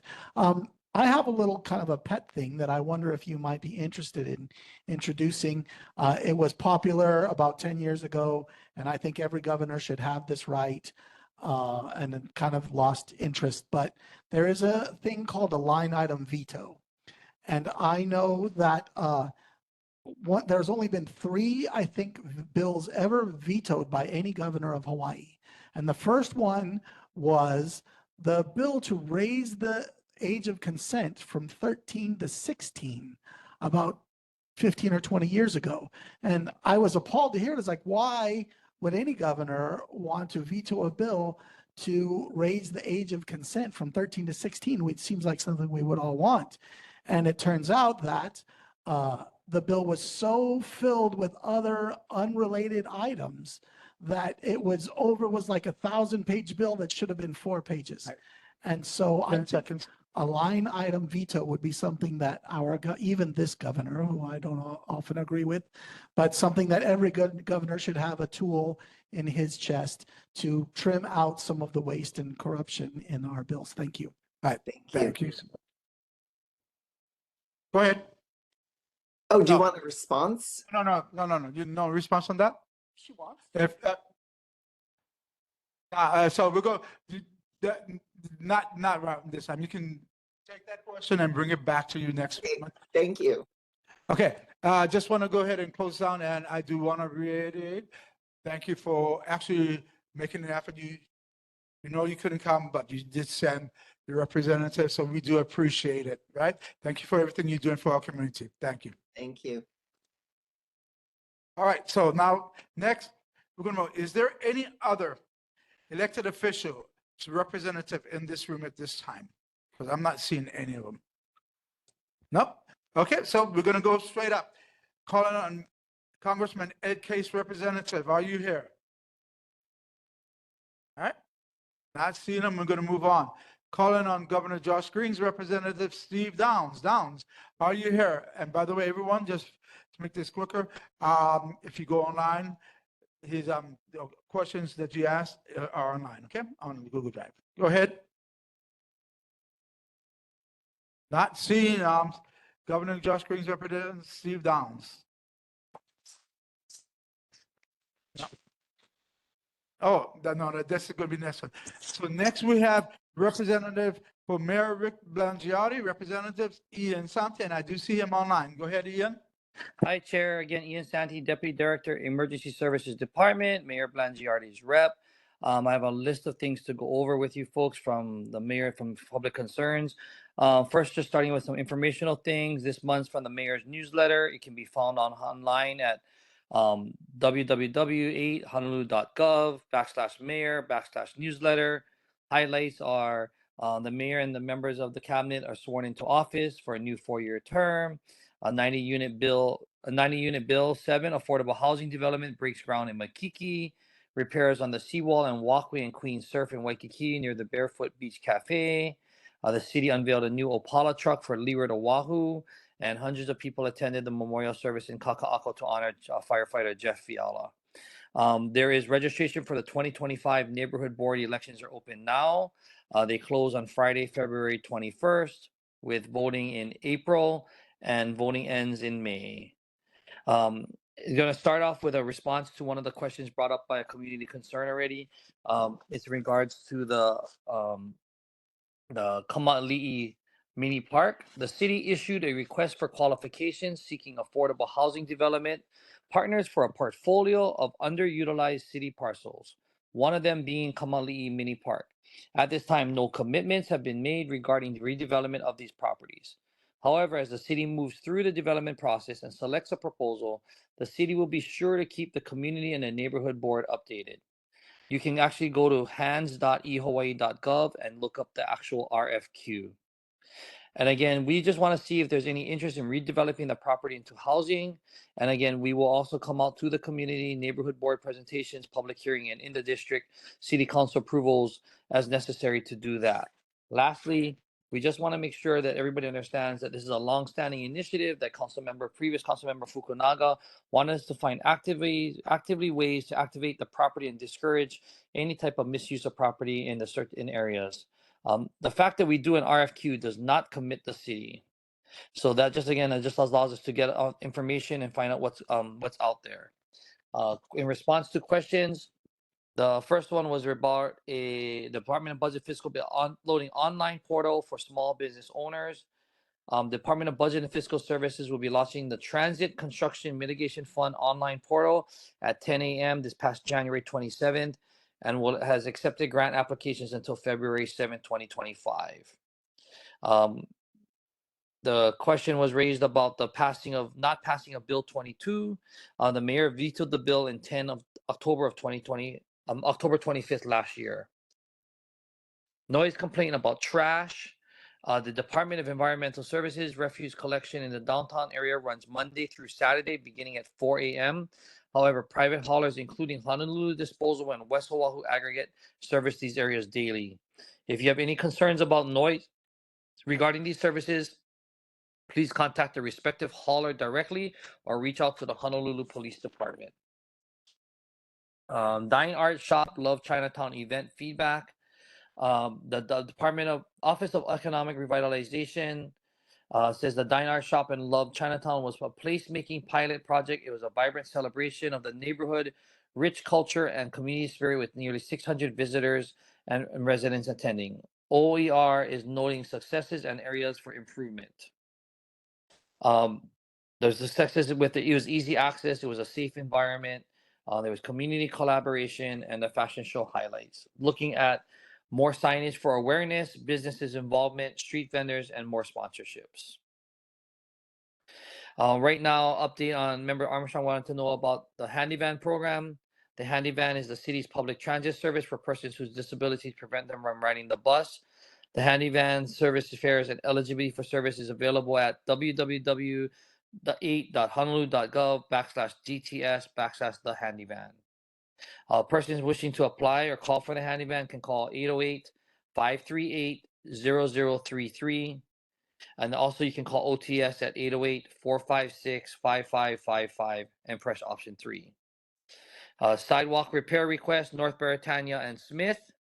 DFM initiated the report for the Department of Planning and Permitting to have them inspect the appropriate action for uplifted sidewalk at the bus stop located in North Beretania and Smith. It is under the Department of Transport. It is under the Department of Facility Maintenance jurisdiction. Downtown Chinatown sidewalk cleaning request. DFM currently power washes the sidewalks within the downtown Chinatown area on a rotational schedule, Monday through Friday, pending availability of resources. And that is all the questions and comments I have from previous meetings. I'm available for any questions at this time, Chair. All right, so we'll start off. We're going to actually start off in our lobby. Anyone that wants to speak, please come up to the mic and state your name. Even if you said it before, state your name again. Hi, my name is Lynn Pyle, and I had a request about Kamali'i Park. Rather than using it as a site for potential workforce housing, to put up a police substation instead, because that area by the Sea-Dido Society, Long's loading zone, Kukui Street itself is constantly having problems with prostitution, with drugs that the police are unable to seemingly do anything about. And a police substation in Kamali'i Park, I think, would be a better alternative for use. And that's all that I wanted to say. Just was that something that has been considered? Thank you. And Thank you. I would like you to go ahead and please be sure that you respond to that, to the next meeting, yeah, as you usually do. Is there anyone else? Anyone else? That's good. No? Is there a reason it's going?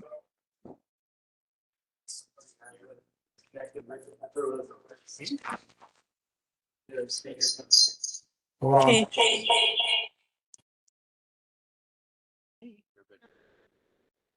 All right, okay.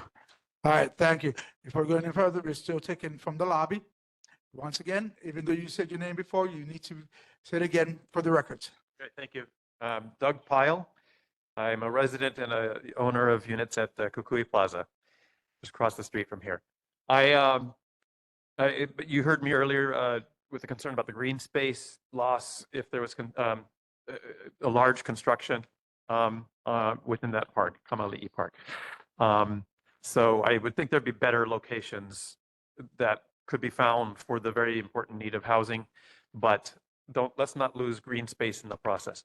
The second would be, I raised earlier in the community concerns, and I really want to hear from the mayor's office, from the mayor's representative.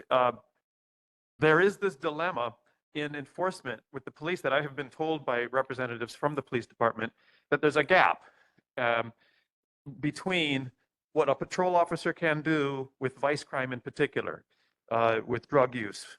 There's daily on Kukui Street, what I would call drug huddles. They're obvious what they're doing, and officers will say, yeah, they know what they're doing, but they legally need to see something more than what they're seeing that's obvious to the eye. So they allow the vice unit to investigate. That takes time. There have been some good investigations, I believe, that resulted some time later with arrest, but there's this gap. In the meantime, kids from this very school, you want to talk about stranger danger, that, you know, this community here does not get the attention to stranger danger that Moanalua, that Hawaii Kai. You get that in the news, those communities, the city jumps. Why are we neglected downtown? It's the age range of the kids here, 12 to 14 or so in middle school. You got the girls' private school down the street. And daily, those kids are traumatized. That's the word used by the vice principal of this school, by seeing prostitution, drugs. They walk in groups so that they feel safe because it's scary for them to walk alone. We need to have more presence that's visible in addition to that enforcement, which is, you know, just have someone deter the crime in a uniform. Consider this area also a school zone. It's high residential school zone, and give us some support. Okay, thank you. So, Doug, I believe I have your email. So when he emails me the information, I'll email it back to you. Plus, I'll share it on the Google Drive also. Next, please move forward. State your name for the record. Hi, good evening. My name is Randall Jadalang. I just wanted to come forward and speak in favor of housing. I think Kamali'i Park's actually a great location for housing. It's right near the Safeway. It's got good access to transportation. It's almost a joke at this point. Anytime there's any kind of local meeting, there's somebody opposed to constructing housing. I think a lot of us wouldn't have a place to live if we had to go through the same processes of approval that we do these days. So I fully support the construction of housing at Kamali'i Park, and however many units they're planning, they should probably build more. All right, thank you very much. And we'll get your name and we'll send you out the information also, okay? All right, thank you. Anyone else from the public? No? Any board members? Armstrong, then we're followed by John Fitzsimmons and then Mr. McDonald. Thank you, Mr. Chair.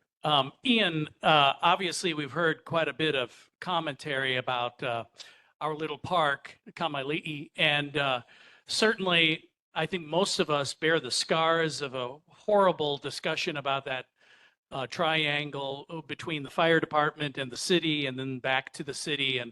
and it was awful. And when we saw that request, I was livid because I just thought it was rude of the city to have that as a request for proposals when you have and just purchased a property on King Street, the former First Hawaiian Bank, and that whole row, house and used car dealership, could make a tremendous workforce housing or low-income housing avenue.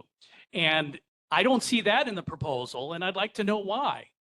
And why would you choose this little park where you have, and the city has 10 proposed, seconds. has given us no proposals to this point, even though we've asked for it over the last 6 years? Good point. Thank you. Question, thank you. All right. Next was board member Sean Simmons. Board members. Hey, Ian, how's it going? Thanks for coming. I know this question might be attenuated, like really attenuated from the mayor's office, but I know it affects it. So I wanted to ask, and I wanted to ask, and you're the next big cheese on the line that showed up. So, and this is, I'm ignorant on this issue. So please, if you could provide information, be much obliged. I did some research and I was surprised to find out that Hawaii taxpayers pay 82% of all the services provided to COFA asylum migrants in the state. That pertains to housing, educational, safety, and social services, as well as health services. And that, the city is, entrenched in providing housing, educational, safety, and social services and health services to the community.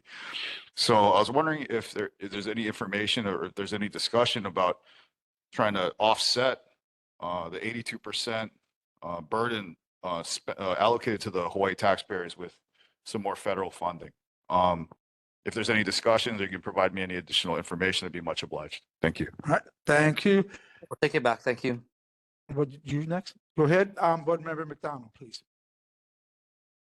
Thank you, Chair. Thank you, Mr. Santi, for being here. I'm very pleased to see that some of the other members of the public and board are addressing the homelessness and crime that I would normally take this time to. I'm going to try to get through this and go a different direction, but I want to get through a lot here. I would like to address our roads.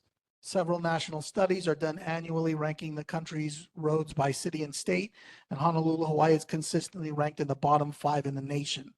I get to travel a little bit, and I've never seen a city where there is so much road construction going on all at once, while at the same time doing the worst job of maintaining our roadways. And does anyone inspect these projects after they are finished?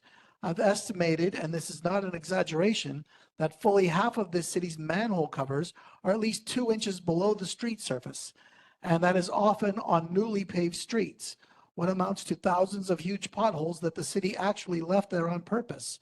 Hawaii is one of the most beautiful places in the world, but our roads are an embarrassment. Who is responsible for this? And how are we going to fix it? 10 seconds. This is I'm very upset about the rail, but we also spend a fortune on our roads and they are atrocious. I would like to know what is being done to address this, and I will continue to ask. Thank you. Thank you. Any other board members have anything to say? All right. No? Okay. Oh, you know? All right. So, no, they're going to, he will respond by sending the mail, and then they come out next month. This is how they do it. He just takes the notes. Yeah. Okay. Next, we're going to end this with me. So, once again, I brought up the fact about Sunya's son. It's a third world country out there. Is there any way possible that we can even out that sidewalk out so that sidewalk is even, so there's no way to sit? Because if the intentions was to have people to be able to sit and relax and enjoy the park, it's not working, because it's not filled with nothing but houselessness. And trust me, I'm very compassionate because I work with them all day long with houselessness. But people that are doing drug deals right there in front of the kids, my grandchildren, our elders, it makes no sense. We need to do something about that, and we really need to get the police back into Chinatown and working on it, because they're literally passing by all these incidents. And one more thing, real quick, I think of 10 seconds. I got 10 seconds I was told. One thing quick. We need to stop having the police stop these cars that are coming down on Hotel Street. Too much. Thank you. Right, anybody else? We're going to go ahead and move on now. Thank you very much. Thank you, Chair. Thank you very much, Ian. Next, we're going to head out, and I'm not seeing him here, but Jack, are you online? Yep, I'm here. Can Okay, you this hear is me? Tyler DeSantos, TAM's, Councilman Tyler DeSantos, TAM's representative. Yep. Jack, go ahead. Yeah, hi, I'm Jack Truesdale. I'm the research director for Tyler DeSantis TAM. I'll get right into our updates. We have the Transit Construction Mitigation Fund that's almost ready, I believe, to start giving out grants of about 10 grand for businesses that have been impacted by rail construction. I know that might not exactly impact people in Chinatown as much. Our Bill 52 on e-bikes is passed the city council and we're just waiting. On the mayor there, it requires helmets, bans wheelies, and forces a limit on certain e-bikes, how much power they can have. So that's just a bid to make the streets a little bit safer. We have Bill 56, transferring malls.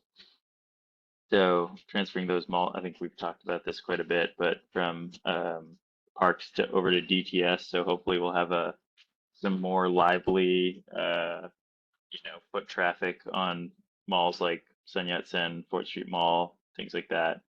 And then we're also trying to solidify this outdoor dining program after a successful pilot, and we're looking forward to firming that up. Otherwise, out in the community, Tyler hosted a Chinatown Artists Town Hall in the past month. So just got to listen to artists and residents talking about issues around, nightlife events, funding for arts, public bathrooms. I know is a big concern. So we are working on that, particularly the bathroom. I believe there is money allocated for that. It just hasn't actually gotten deployed yet. And then otherwise, we've had some new protected bike lanes that have popped up. You might have seen them. King Street, Richard Street, Punchbowl Street, I believe.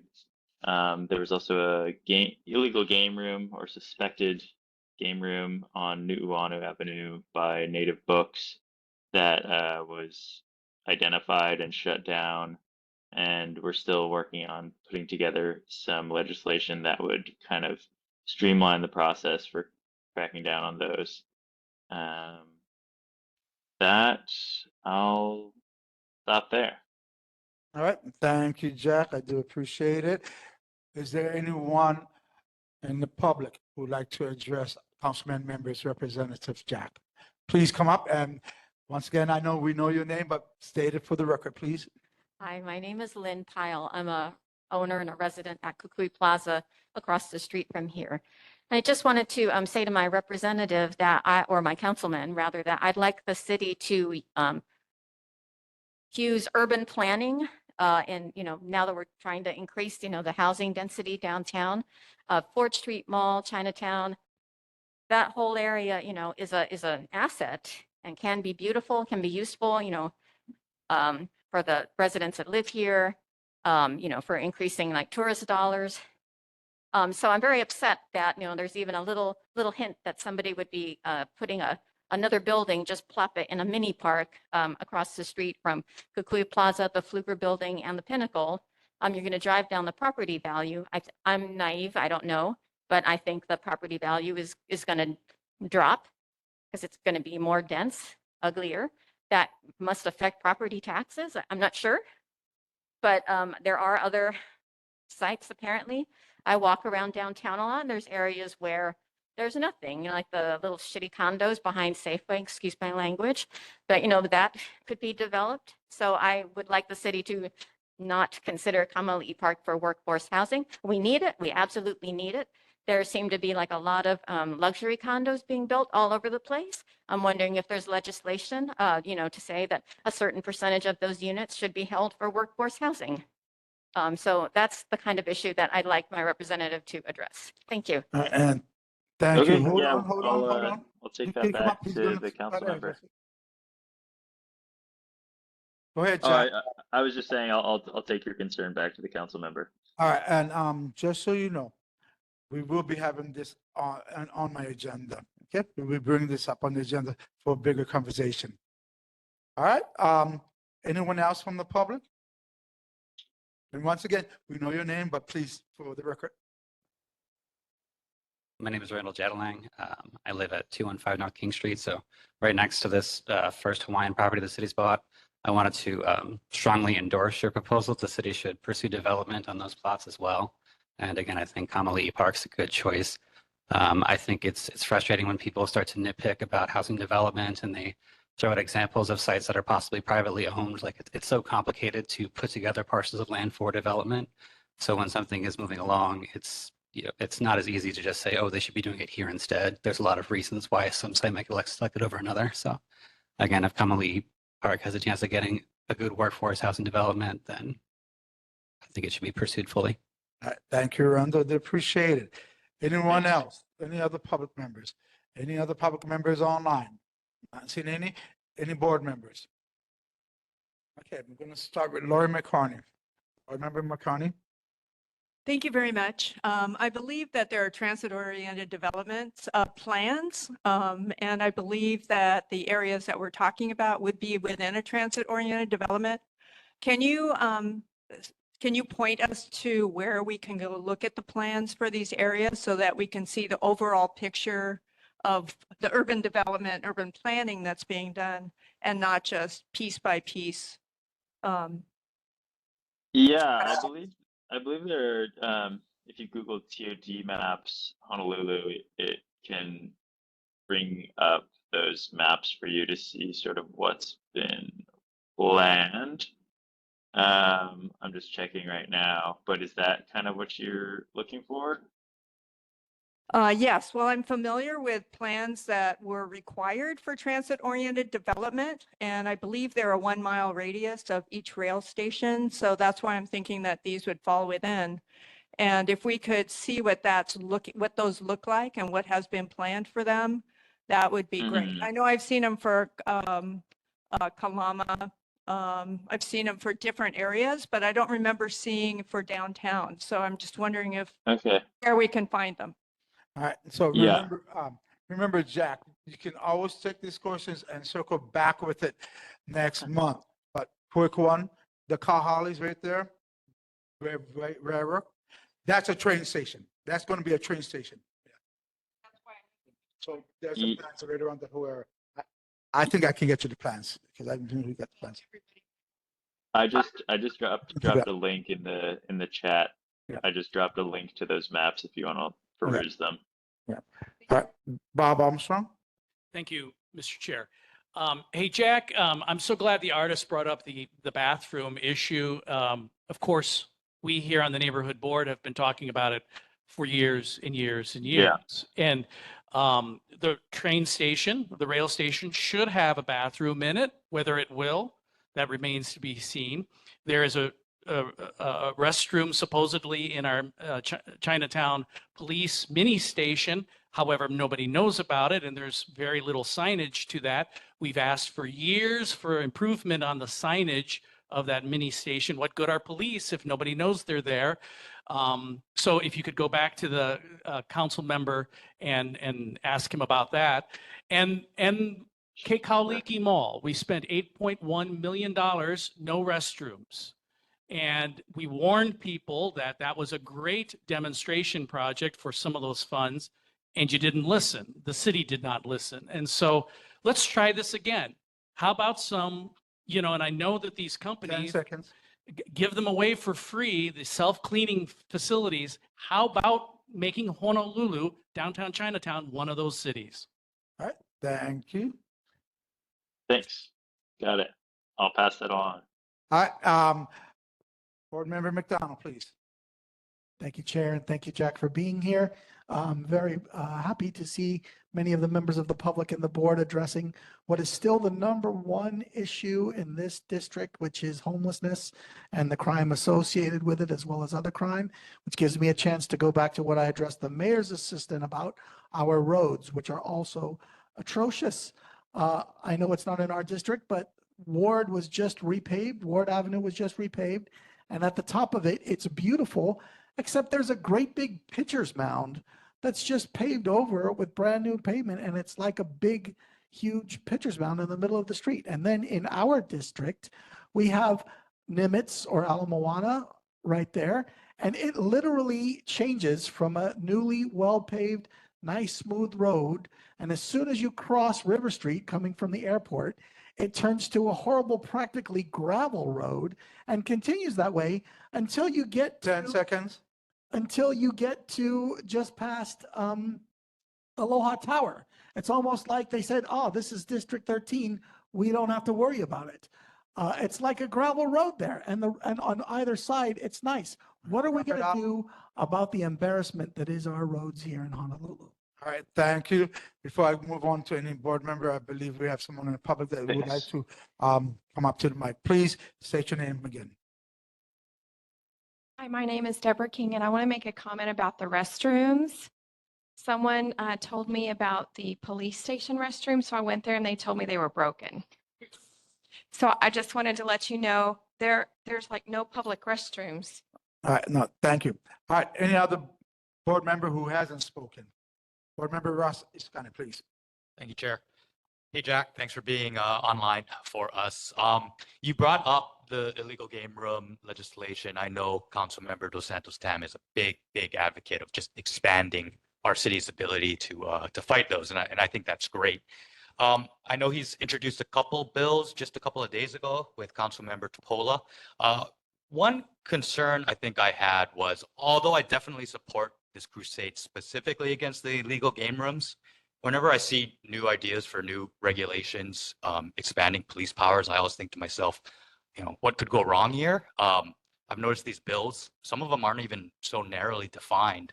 It allows police, it doesn't even target illegal game rooms specifically, but it allows police to potentially really go after property owners. So I guess I just wanted to ask the question with respect to unintended consequences of giving police more broad power. 10 seconds. Thank you. How does the council member thinking about just making sure there's no unintended consequences from a potentially, corruption and things of that nature? Thank you. All right, and Yeah. remember, you can circle Thanks, back with Ross. that next month's meeting. All right, I'll pass that along to Tyler. But yeah, I do think that as of right now, it would really the aim is to essentially codify a process that's already underway that HPD does do, but I guess were it to be written out in policy, the thought is that it would make it become more routine. And I do think that also like the pairing with DPP, yeah, I guess I see how it could potentially have unintended consequences, but it is pretty much about like going after these code issues that are typically associated with illegal game rooms. But yeah, I'll pass it on. Thanks. All right. Okay, so I'm going to correct everybody, and I do apologize. So Jack, as you know, we try to keep everything within time frame. Public, if you have, when I call on the public, please come up. Do it that time. Once we go to the board, once I end, it's end and we move on. I'm going to allow you to come up and speak. Go ahead. Go ahead. But I'll make it really quick as a result. I had the opportunity to walk with Lynn from the office, Lynn Robinson, and I appreciate that time regarding the Kukui Street safety issues. One issue that I'd like the board and also your response is we talked to some of the Pro Park people. That's the parking, the vendor that runs the city parking in the lower level of Kukui, but also other areas around in the district. And they all have issues of safety within the parking. Sometimes some of the vice crime we were talking about on the street. Anything in from Council Member Dos Santos Tam's office since that walkthrough, which was last month, that might help shed some more light as to what could be done to make the parking areas safer. All right, thank you. All right, Jack. I'll pass that along. Thanks. And Jack, I'm try going to get end back this up. First of all, It was great seeing you guys. I couldn't have lunch because of you, Tyler, John, and Mizuno, and everybody else. But anyway, it was nice seeing you guys. Pass it on along to Tyler. What's going on with our bathrooms in Chinatown?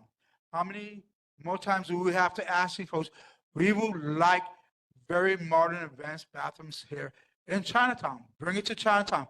Because even though I live in Chinatown, if I'm going out, even for a walk, I need to use the bathroom. I cannot go to anywhere to use the bathroom unless I pay to buy something in the restaurant. So please, let's address this bathroom problem that we've had here for a while.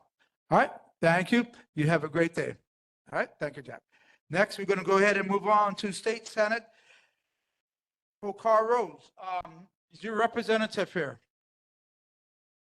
Yes, I'm here. Please introduce yourself. My name is Peyton. I'm speaking on behalf of Senator Rhodes, conveying his messages this evening. A new updated 2024-2025 COVID vaccine has been approved for use. COVID shots are now similar to flu shots in that they target the most prevalent strain of COVID. This vaccine is not meant to prevent symptoms of every COVID variant. Rather, the aim is to protect against severe illness, hospitalization, and death. I was informed by the Hawaii Department of Transportation that they will be receiving $1.6 million in discretionary grant funding to explore the feasibility of constructing a cat park over H1 freeway between Laliha Street and Queen Emma Street. Funding is being made available through former President Biden's Reconnecting Communities pilot program, U.S. Department of Transportation. There are 2 active sites of little fire ants that were detected near Oahu Country Club back in May and June 2024. You can now test for little fire ants for free by going to www.stoptheant.org and request an ant identification collection kit. You can also call or click the statewide pest hotline at 643-PEST, that is 643-7378, or 643pest.org. If your home tests positive for little fire ants, the Oahu Invasive Species Committee will conduct a survey of your property at no cost to you to assess the next steps. Governor Josh Green's administration has released $550,000 in funding for the design and construction of the parking lot paving at Ko'olani Middle School. Please don't hesitate to call our office at 808-586-6130. With questions and concerns, please feel free to also email us at sendroads@capitol.hawaii.gov. Thank you. All right, thank you. I do appreciate that. So here's my question, real quick. It's not even a question. First of all, are you going to be our regular rep coming on now? And second of all, please let your office know when they're sending in me the reports, please do not send me the reports at 4:00 in the afternoon on the night of the meeting. Because I do work a full-time job, and that means I have to run home and set everything up for this, okay? Thank you. Go ahead, and board members, anyone in the public who have any questions for the representative, for the senators? Right. No? Anyone online? No? Anyone from our board? Is it going to be the same question as usual? Yeah, go ahead. Go ahead, board member McDonald. Thank you, Chair. Watch this. I have to say, as I often say, I'm very disappointed that Senator Rhodes isn't here during. Okay, so hold on. I'm going to stop that right now. It's the same question. We know he's not here. This is a lead-in, Chair. I'm leading into another question. You say the same. I have freedom of speech and I have a No, minute. you have a minute. I'll give you a minute. Go. Can I start the minute over? Go ahead. Yeah. Thank you. I'm very disappointed that the senator is not here. It's the middle of the legislative session. It's the most in time for him to be here. Representative Iwamoto can find time to be here. There is no excuse that the senator could not be here. What's more, during the legislation, he sends his representative to talk about COVID, fire ants, and the repaving of a parking lot in a school. These are not the concerns that our community has during legislative session. We want to hear about homelessness. We want to hear about domestic abuse. We want to hear about the other things that we have epidemics of, drugs and overdose, and our crimes that are weighing down our district. It's shameful that the senator would not be here during legislative session, especially when the member of the House can be here. 10 And- seconds. And that he would send his representative to talk about fire ants and a parking lot and a pandemic that's 3 years in our rearview mirror. I hope he'll do Wrap better it up, next time. please. Thank you. Thank you. Thank you very much. All right, any other board members have any questions? No? No, all right, we want to thank you very much. You have a good day. And just respond to our questions next month with that. Thank you. All right, next, we're going to be moving up to State House District 28, Daniel Holt. Daniel Holt, are you here? Is a representative of Daniel Holt here? Nope, not seeing any. We're going to go ahead and move on to our quarterly reports. A, Honolulu Board of Water Supply. Iris, how you doing? Happy New Year, it's nice seeing you. That's why I didn't come January. Also a fast report. Water waste hotline. So if you see water being wasted, such as a broken pipe, malfunctioning sprinkler, a running faucet, excessive watering, or something similar, let us know and we can follow up with the unnecessary and stop the unnecessary water loss. So go to our website, boardofwatersupply.com/water waste, or email contact us, so contact us at hbws.org. And then the third choice is call 808-748-5041. So that's my quick report. And if there's no questions, I'll see you in May. Oh, I come every quarter now. Yeah. So sorry. I'll see you in May. All right, do we have any questions from our public? Not seeing any. We'll go to anyone in the public online. Not seeing anyone. Board member Sean Fitzsimmons, please. Yeah, Iris, thanks for coming. I asked this question like, I don't know, maybe like 6 months ago and I didn't get a response. When you guys were talking about the rate increases. And you guys talked about the rate increases for residential versus commercial properties. And I brought up the fact that, what did you guys consider like short-term vacation rentals, right? Do you guys consider them residential or commercial properties? And I think the response was that they were residential, which, and they're charged at a discounted rate. That's what was represented. So if you could follow up on that, I'd be much obliged. Yeah, sorry about that. I think I remember saying something, but I don't remember saying that. But let me go get my actual response and I'll give it correctly. Thank you. Thank you. Response. And I'll email it before the next meeting or before the May. Okay. All right, thank you. Board member McCartney, did you have your hand up too? Okay, so we're going to go straight down to board member McDonald, please. Thank you, Chair, and thank you for being here.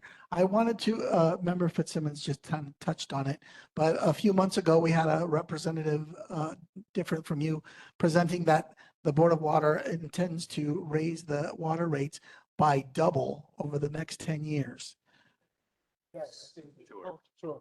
which is related with the board. No, It comes on the same bill. It's the same bill, but it's a different department and they have their own rates. Well, then I'll rescind my question. Thank you. Okay. Have a good No, day. that's all right. Any other board members? No, not seeing any. Thank you very much. Nice seeing you again. I'll see you in May. Okay, see y'all. Thank you.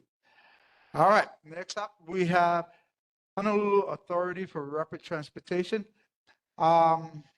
Actually, I know she's here. Hold on. Yes, I'm here. My name is Maribel Pabalan. We have the wrong, I have the wrong name. So Erica, no, Marissa, you're going to be our go-to from this point on? Yes, that's correct. So you technically taking over for Cho. All right, thank you very much. Go ahead. Yep. All right. Good evening, everybody. Chair Carvalho, board members and community members. My name is Maribel Pabalan. I am going to be taking over as Heart's rep to attend this neighborhood board meeting. I'm from the public involvement team.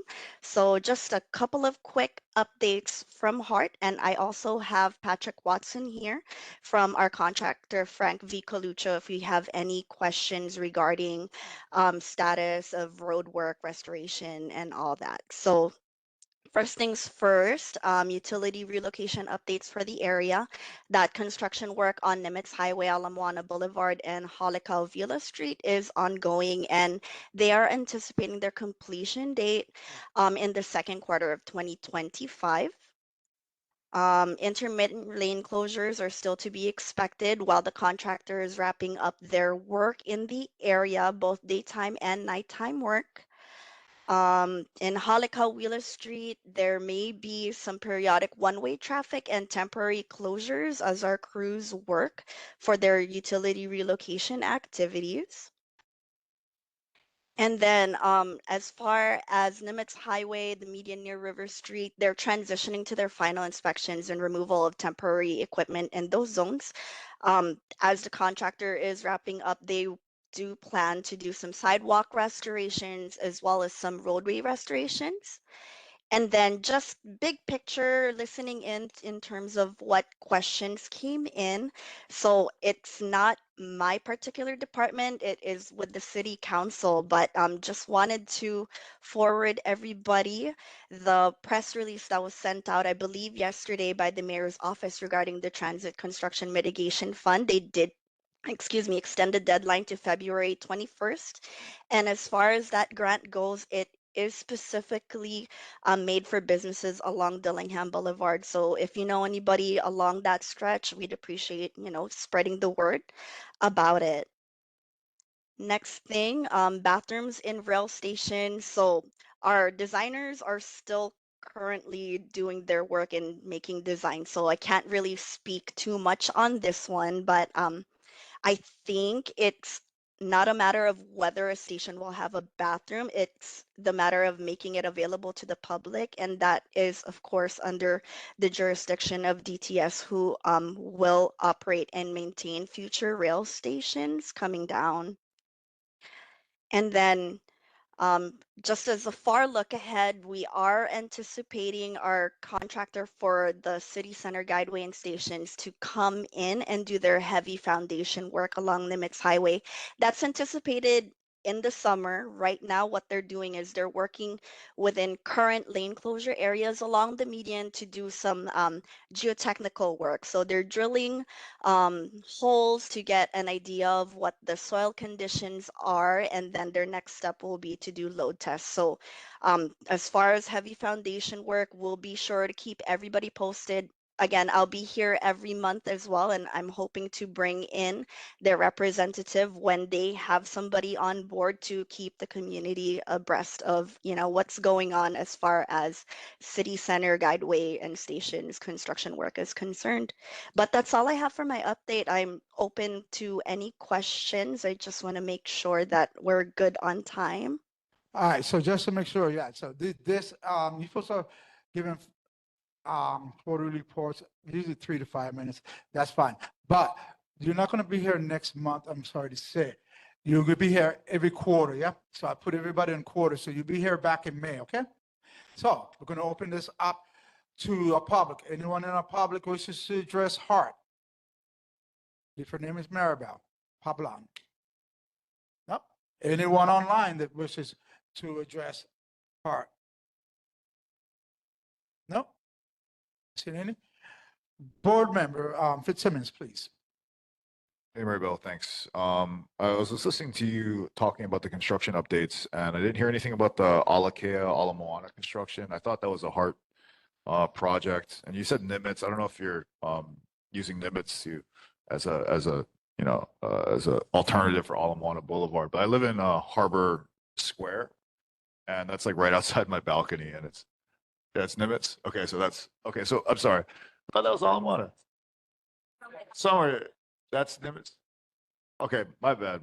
So I guess could you tell me when the Nimitz and Alakea intersection construction is complete? Because I would love to know when that's done. Thanks. All right, and listen, you can answer now, but you do not have to. You can always come back around with this, take these questions, research it, and bring it back to us, okay? Chair Carvalho, if I could, I think I can interject here with some information regarding that, if I may. As far as Alakea Street is concerned, so I just got an update from Coluccio, and the activity on Alakea and Nimitz intersection is expected to be completed with the trenching and the conduit installation next week, and then paving the following week. So that's probably some good news for the folks at Harbor Square and Pacific Guardian Center. And then moving further down east on Halikuwila, they anticipate some night work taking place over at the 560 Halikuwila location, the former Hawaii State Federal Credit Union. They're doing some potholing over there. They're going to do a water line relocation in that area. And across the street, 547 Reed Lane, the PICO, the Civil Marriage Office, they're going to be doing some work the following week in that area too. So potholing, excavation for archaeological survey and study of soil condition. Hope that answers some questions. All right, thank you. Next, we're going to go to Board Member Armstrong. Please, everybody remember the time. Thank you, Mr. Chair. And I want to say thank you, Patrick, and thank you, Maribel, for your information. Patrick, your weekly updates are always shared with the 600 or so readers of the Honolulu Downtown and Chinatown Neighborhood Facebook site. And I know that I get a lot of feedback about that. So thank you for those continuous updates. And further, Maribel, thank you for addressing the bathroom issue of the proposed station here. You're absolutely right. It is DTS who is the operator, so to speak, of the bathroom. And it's only because of the frustration this board has had and no accountability by DTS that we ask you and the city about it. And I apologize for forgetting that fact, but thank you for the good information you just provided today. Thank you. Do we have a Board Member McDonald? Thank you, Chair, and thank you both for being here. It's no secret that I am very frustrated and disappointed with the bloated budget and corruption that involved with this project. I'm going to try to keep my questions brief for you since you're new, but I have two. One that I asked Mr. Cho, and then the representative that was in between you, and then another question. The first one is, I asked Mr. Cho, I asked him about Dillingham Boulevard, one of the main arteries for traffic in our district, and he told me that I can expect it to be completely gutted for the next 8 to 10 years. And that's the entirety of it. I want to know why that can't be broken up into smaller sections so that the entirety of Dillingham doesn't have to be ridiculously broken down for the entirety of this project. Second, because of the 10 seconds. bloated and corrupt budget of this project, I would like to know when the last forensic audit of the project took place and who conducted it, and when the next one is scheduled and who's going to conduct that. Thank you. All right. Thank you very much. All right. Any other board members have a question? Not hearing none. We'll go ahead and move on. Thank you very much. Thank you, Maribel. I'll get in contact with you later on this week, okay? And let you know what's going on. All right. All right. So next we actually going to be moving on to Chinatown Improvement District, Lee Stack. Lee Stack, are you Evening. here? Yes, I am. Can you hear me? Yes, I can. Yes, I can. Okay, great. Good evening. I wanted to report that the sidewalk has caved in on the Eva side of River Street between King and Nimitz. The middle of the sidewalk is actually about 4 inches below the edges of the sidewalk. It's right next to the stream there. So it looks like there's a serious problem. It was brought to the attention of someone in the city 3 or 4 months ago, but I believe it's still in the same state of affairs. Also, I wanted to report one of our members brought to our attention that he thought some of the cameras weren't working. He didn't see the blue lights on in the evenings, and in the daytime, these are the cameras along Nu'uanu Avenue, Pauahi Avenue, in that vicinity. And also heard some of the presentation on BIDs. I did attend the meeting at the YWCA, which seemed to be a select crowd there. And I just wanted people to urge people to research the benefits and the drawbacks of BIDs, because they're not necessarily recommended for all areas and all districts and all parts of cities. In fact, urban journals have reported that in areas with a lot of independent retail businesses, small independent retail businesses, the BIDs are not necessarily a good fit for those areas because they raise the costs for these businesses because these costs are passed on to the businesses.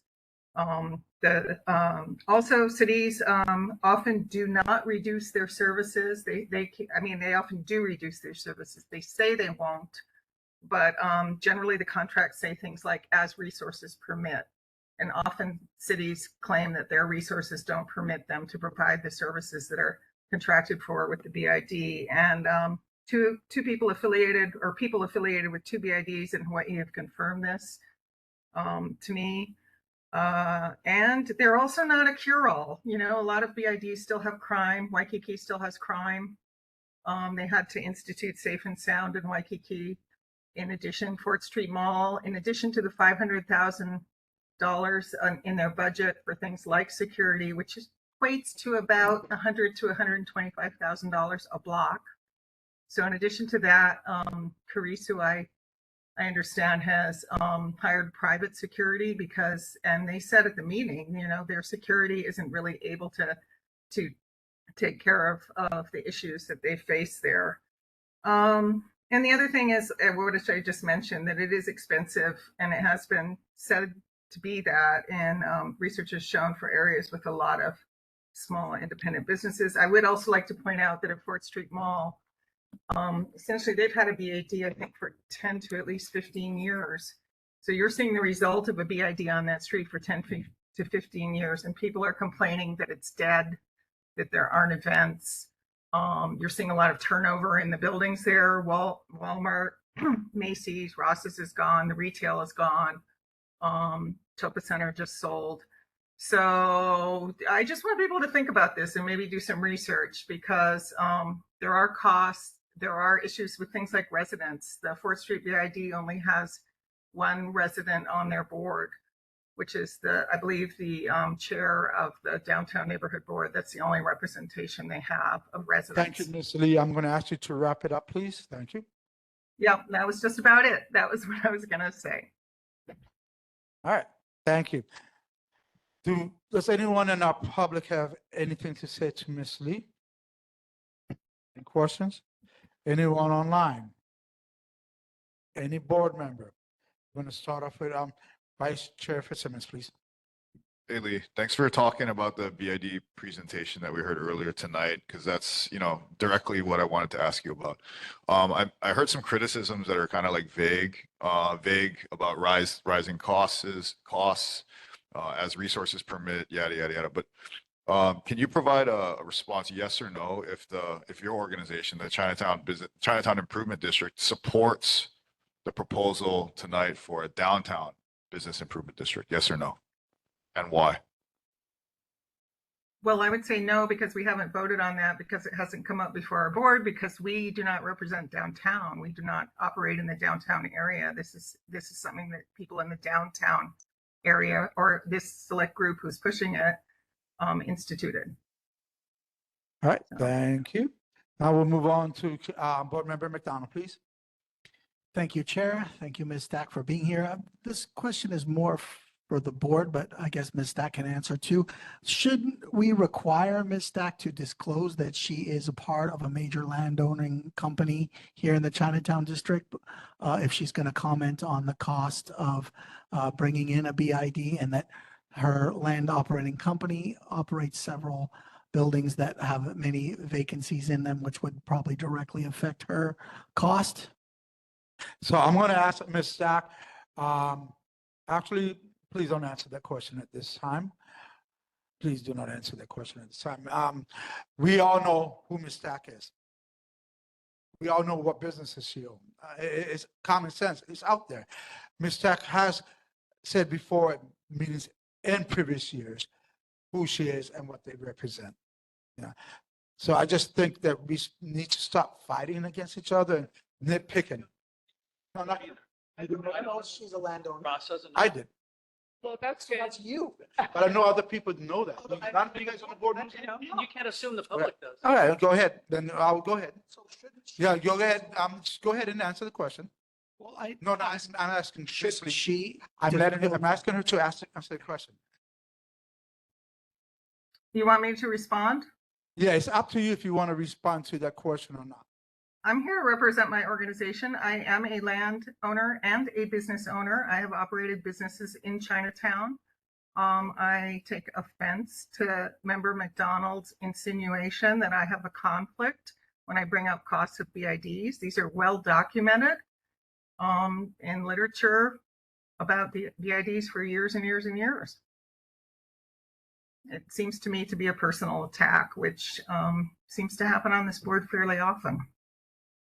Yeah, so I do apologize to the board. I thought the board knew what she does. Okay, my fault. I apologize to the board. Any other board members has a question? Go ahead, Board Member McCartney. Oh, hi. I don't know if your BID, if the downtown BID ends at New Uwanu or at New Uwanu, is that include or is it outside of the Chinatown Improvement District? It's confusing or whatever it is. So you would, do you want me to respond? Is there a geographic overlap or are they completely separate or I don't know? You would probably get a better answer about that from the man who presented his presentation. But when I attended the meeting, they had the boundary go all the way to New Uwanu, and they indicated, as I recall, that they were not doing Chinatown because of the historic nature of it. And I pointed out at the meeting. Can you provide the boundaries for your district then, please? We are the Chinatown area. We are the Chinatown area, but we do not claim to speak for downtown or work necessarily in downtown. Can you outline specifically? We don't have strict geographic boundaries, so it includes parts of Ala Park, the areas around Chinatown. Does it include all of your buildings? If our buildings are in Chinatown, it includes the buildings that I am a partner in. It includes other buildings that people are partners in or own. You know, I don't quite understand if you listen to what they said at the meeting, that the landowners are supposed to be driving this BID, and yet you're pointing fingers at people who own land in Chinatown. So I don't quite understand the prejudice. No, I'm sorry, and there's absolutely no prejudice, and I'm sorry that you're taking it this way. What I'm asking is questions for understanding. I always thought that a bid had a specific geographic area, and so the question that I had is if Chinatown is separate from downtown, then how are we defining the difference between Chinatown? Is there an overlap? Is there a conflict? That's just what I'm not understanding. I'm sorry you're taking that as an So attack. they are proposing a certain area for their BID. Chinatown, if you go by the historic district guidelines and the historic district boundaries of Chinatown, it has certain boundaries. What I pointed out at their meeting was that their boundary on New Uwanu Avenue overlaps with the historic district boundary, the National Historic District boundary. That is nothing that we create, if that answers your question. It's a historic district boundary. And it actually goes between New Uwanu and Bethel because the historic district boundary was settled there to capture the historic facades along New Uwanu Avenue. Okay, just one last question then. So the Chinatown Improvement District is the historic district. And that's, no, the Chinatown Improvement District is a nonprofit. We're a nonprofit. I'm sorry, the boundaries of the Chinatown Improvement District are the boundaries of the historic district, which I have seen plenty of maps about. Not necessarily, because as I said, we work in the Chinatown area. It's not necessarily defined by the historic district boundaries. Okay, thank you. The areas where we work.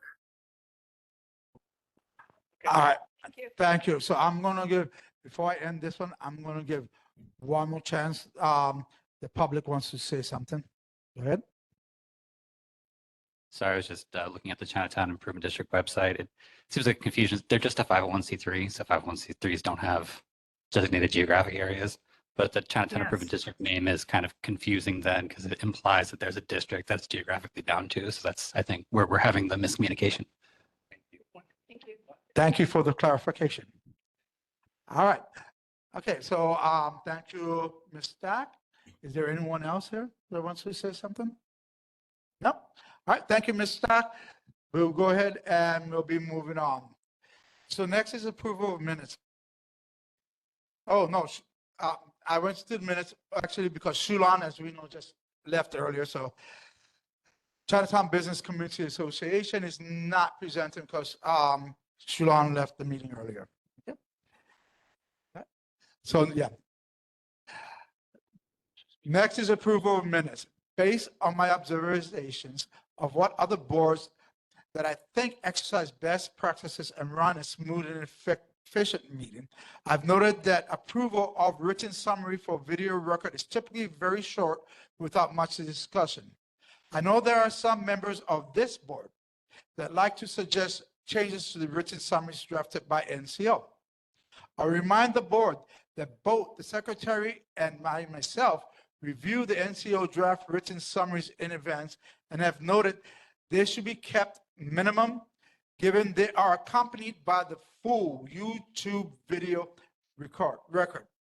So in the interest of keeping our meetings crisp and productive for the community, as your chair, I'd recommend we approve the NCO draft written summary that has been presented on the NCO website in advance of this meeting, just so you know the official minutes are technically the YouTube video. That is the official minutes, not the draft. All right. So on this month's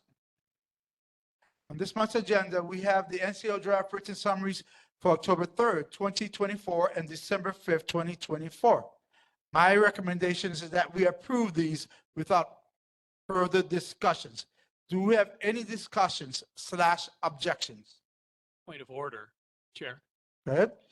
I just want to voice that there are well over 50 people who are on the 33 neighborhood boards who object to the definition of the neighborhood office and how they do the boards.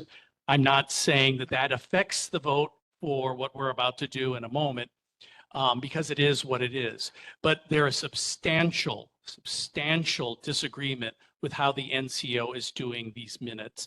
And one last thing, it preferences people with technology.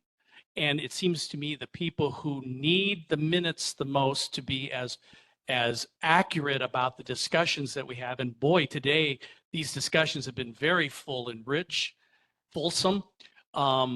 None of that is reflected in these minutes, and it's affecting the very citizens of our neighborhood who need to hear it the most because they don't have the technology. Thank you. Any other discussions?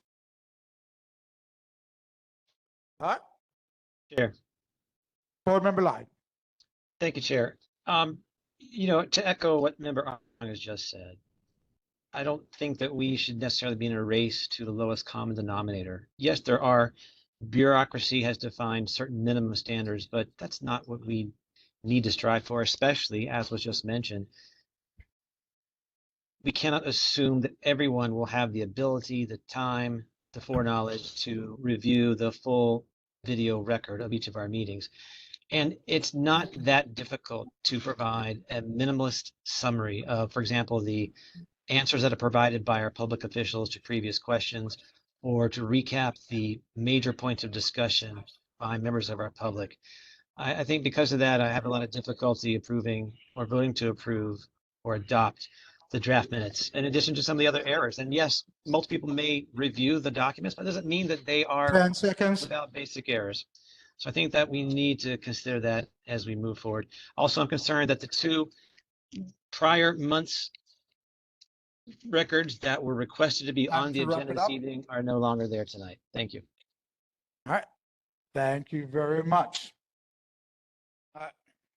So, as your chair, I'd like to go ahead with my original recommendation to approve the NCO draft written summary.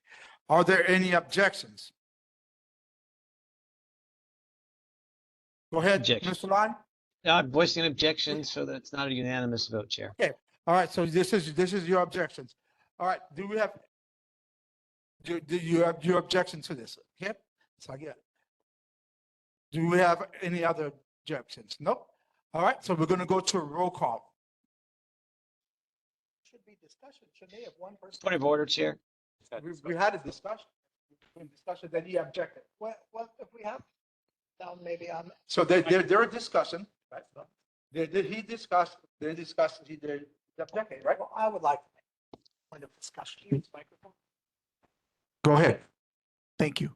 One, It seems to me that there is no harm in having a more detailed summary or minutes outlined in writing that can be submitted as a part of our public record of these meetings. Now, if there's a problem, somebody doesn't want to do it, or if it becomes an issue, then then I can see maybe not wanting it. If the secretary provided by the NCO provides one and it doesn't cost us anything, but somebody wants to make it more detailed, I don't see the harm in doing that. all right, and thank you. And with his discussion there, so it is a policy by the NC.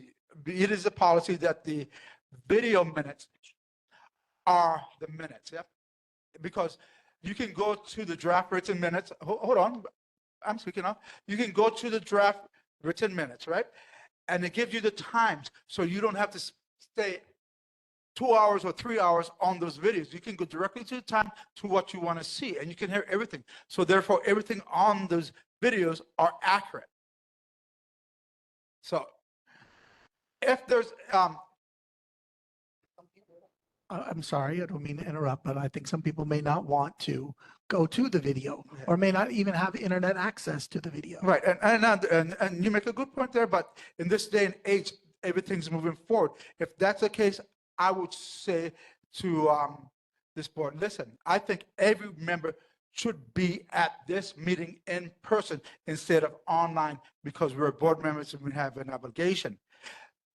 But that's technology, right? So technology moves forward and we are moving forward. I'm not trying to be a pain in the neck, but that's the argument. So Mr. Lai, I'm going to give you one more minute and then we're going to move to a roll call. Thank you, Chair, for the opportunity. First, I don't know about a blanket mandate that all meetings be attended in person. There are certain exigent circumstances that may arise. Secondly, as a point of order and clarification, are we voting on a slate of both of the minutes or are we voting on them individually? And lastly, again, what of the formal written re-request to bring back to the agenda the two items that were requested and approved to be on our previous meeting? Thank you, Chair.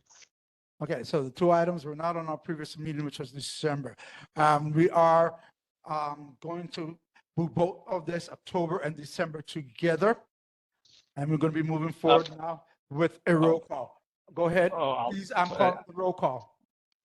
Point of order, Chair. These are two, I'll wait to be recognized. The motion is to. Point of order, Chair. Go ahead.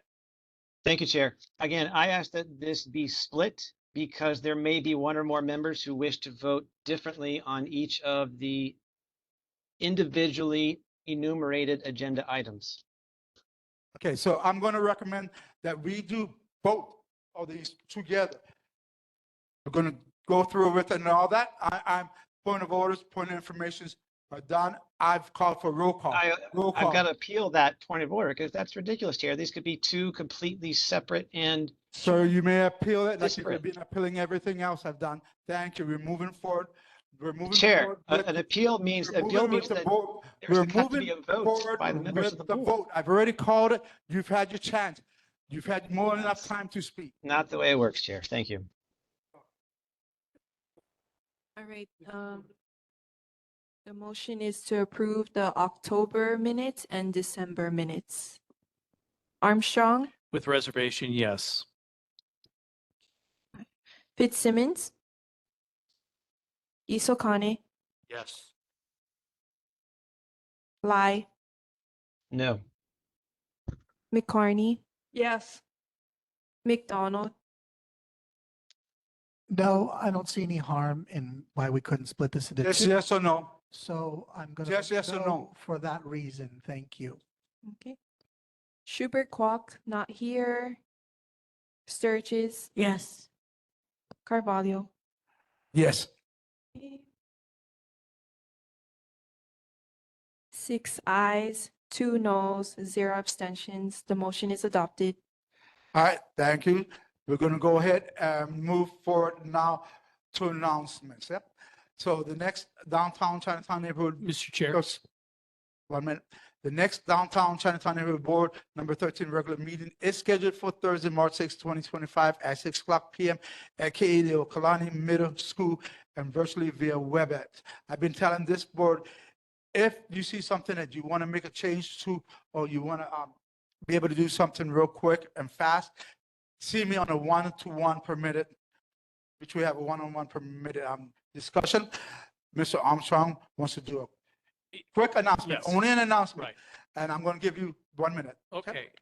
First of all, I want to remind the public that there is a Honolulu Rate Commission meeting on February 11th at 2:30 p.m., 711 Kapi'olani Boulevard. They're going to be talking about increasing bus rates and handy van rates. And so that's February 11th at 2:30. The main reason I wanted to speak, and I appreciate, Chair, for you giving me the option of having 1 minute, is I just wanted to remind this board, 4 years ago and 2 days, we voted and approved unanimously Resolution 01, restricting the sale of oil-based spray paints and pens to reduce graffiti in this neighborhood. And not a single thing was done by our city council since then. And 2 years ago, this date, we also approved a resolution to oppose sports book betting. And here our state representative has introduced it again in the legislature. So very contrary to what our neighborhood board has done and what our neighborhood feels. Next month, I am proposing a resolution calling for the complete and permanent ban on all personal fireworks on Oahu. I have given every board member the latest copy. If you have comments or questions or thoughts, please help me make this the best bill possible. And it is also on the Facebook page, and the chair was very kind by putting it in the file for this board so the public can access it that way. Thank you. All right, thank you. So we're going to go ahead close it out. You can see us on YouTube and archive video recording on neighborhood board meetings can be found on youtube.com. Neighborhood Commissioner Office. Rebroadcast of downtown Chinatown Neighborhood Board number 13 meetings are scheduled on Olelo Channel 49 every Thursdays at 9:00 p.m. as well as 9:00 a.m. on the 4th Saturdays of each month. This board is adjourned. Thank you. Thank you. Good meeting.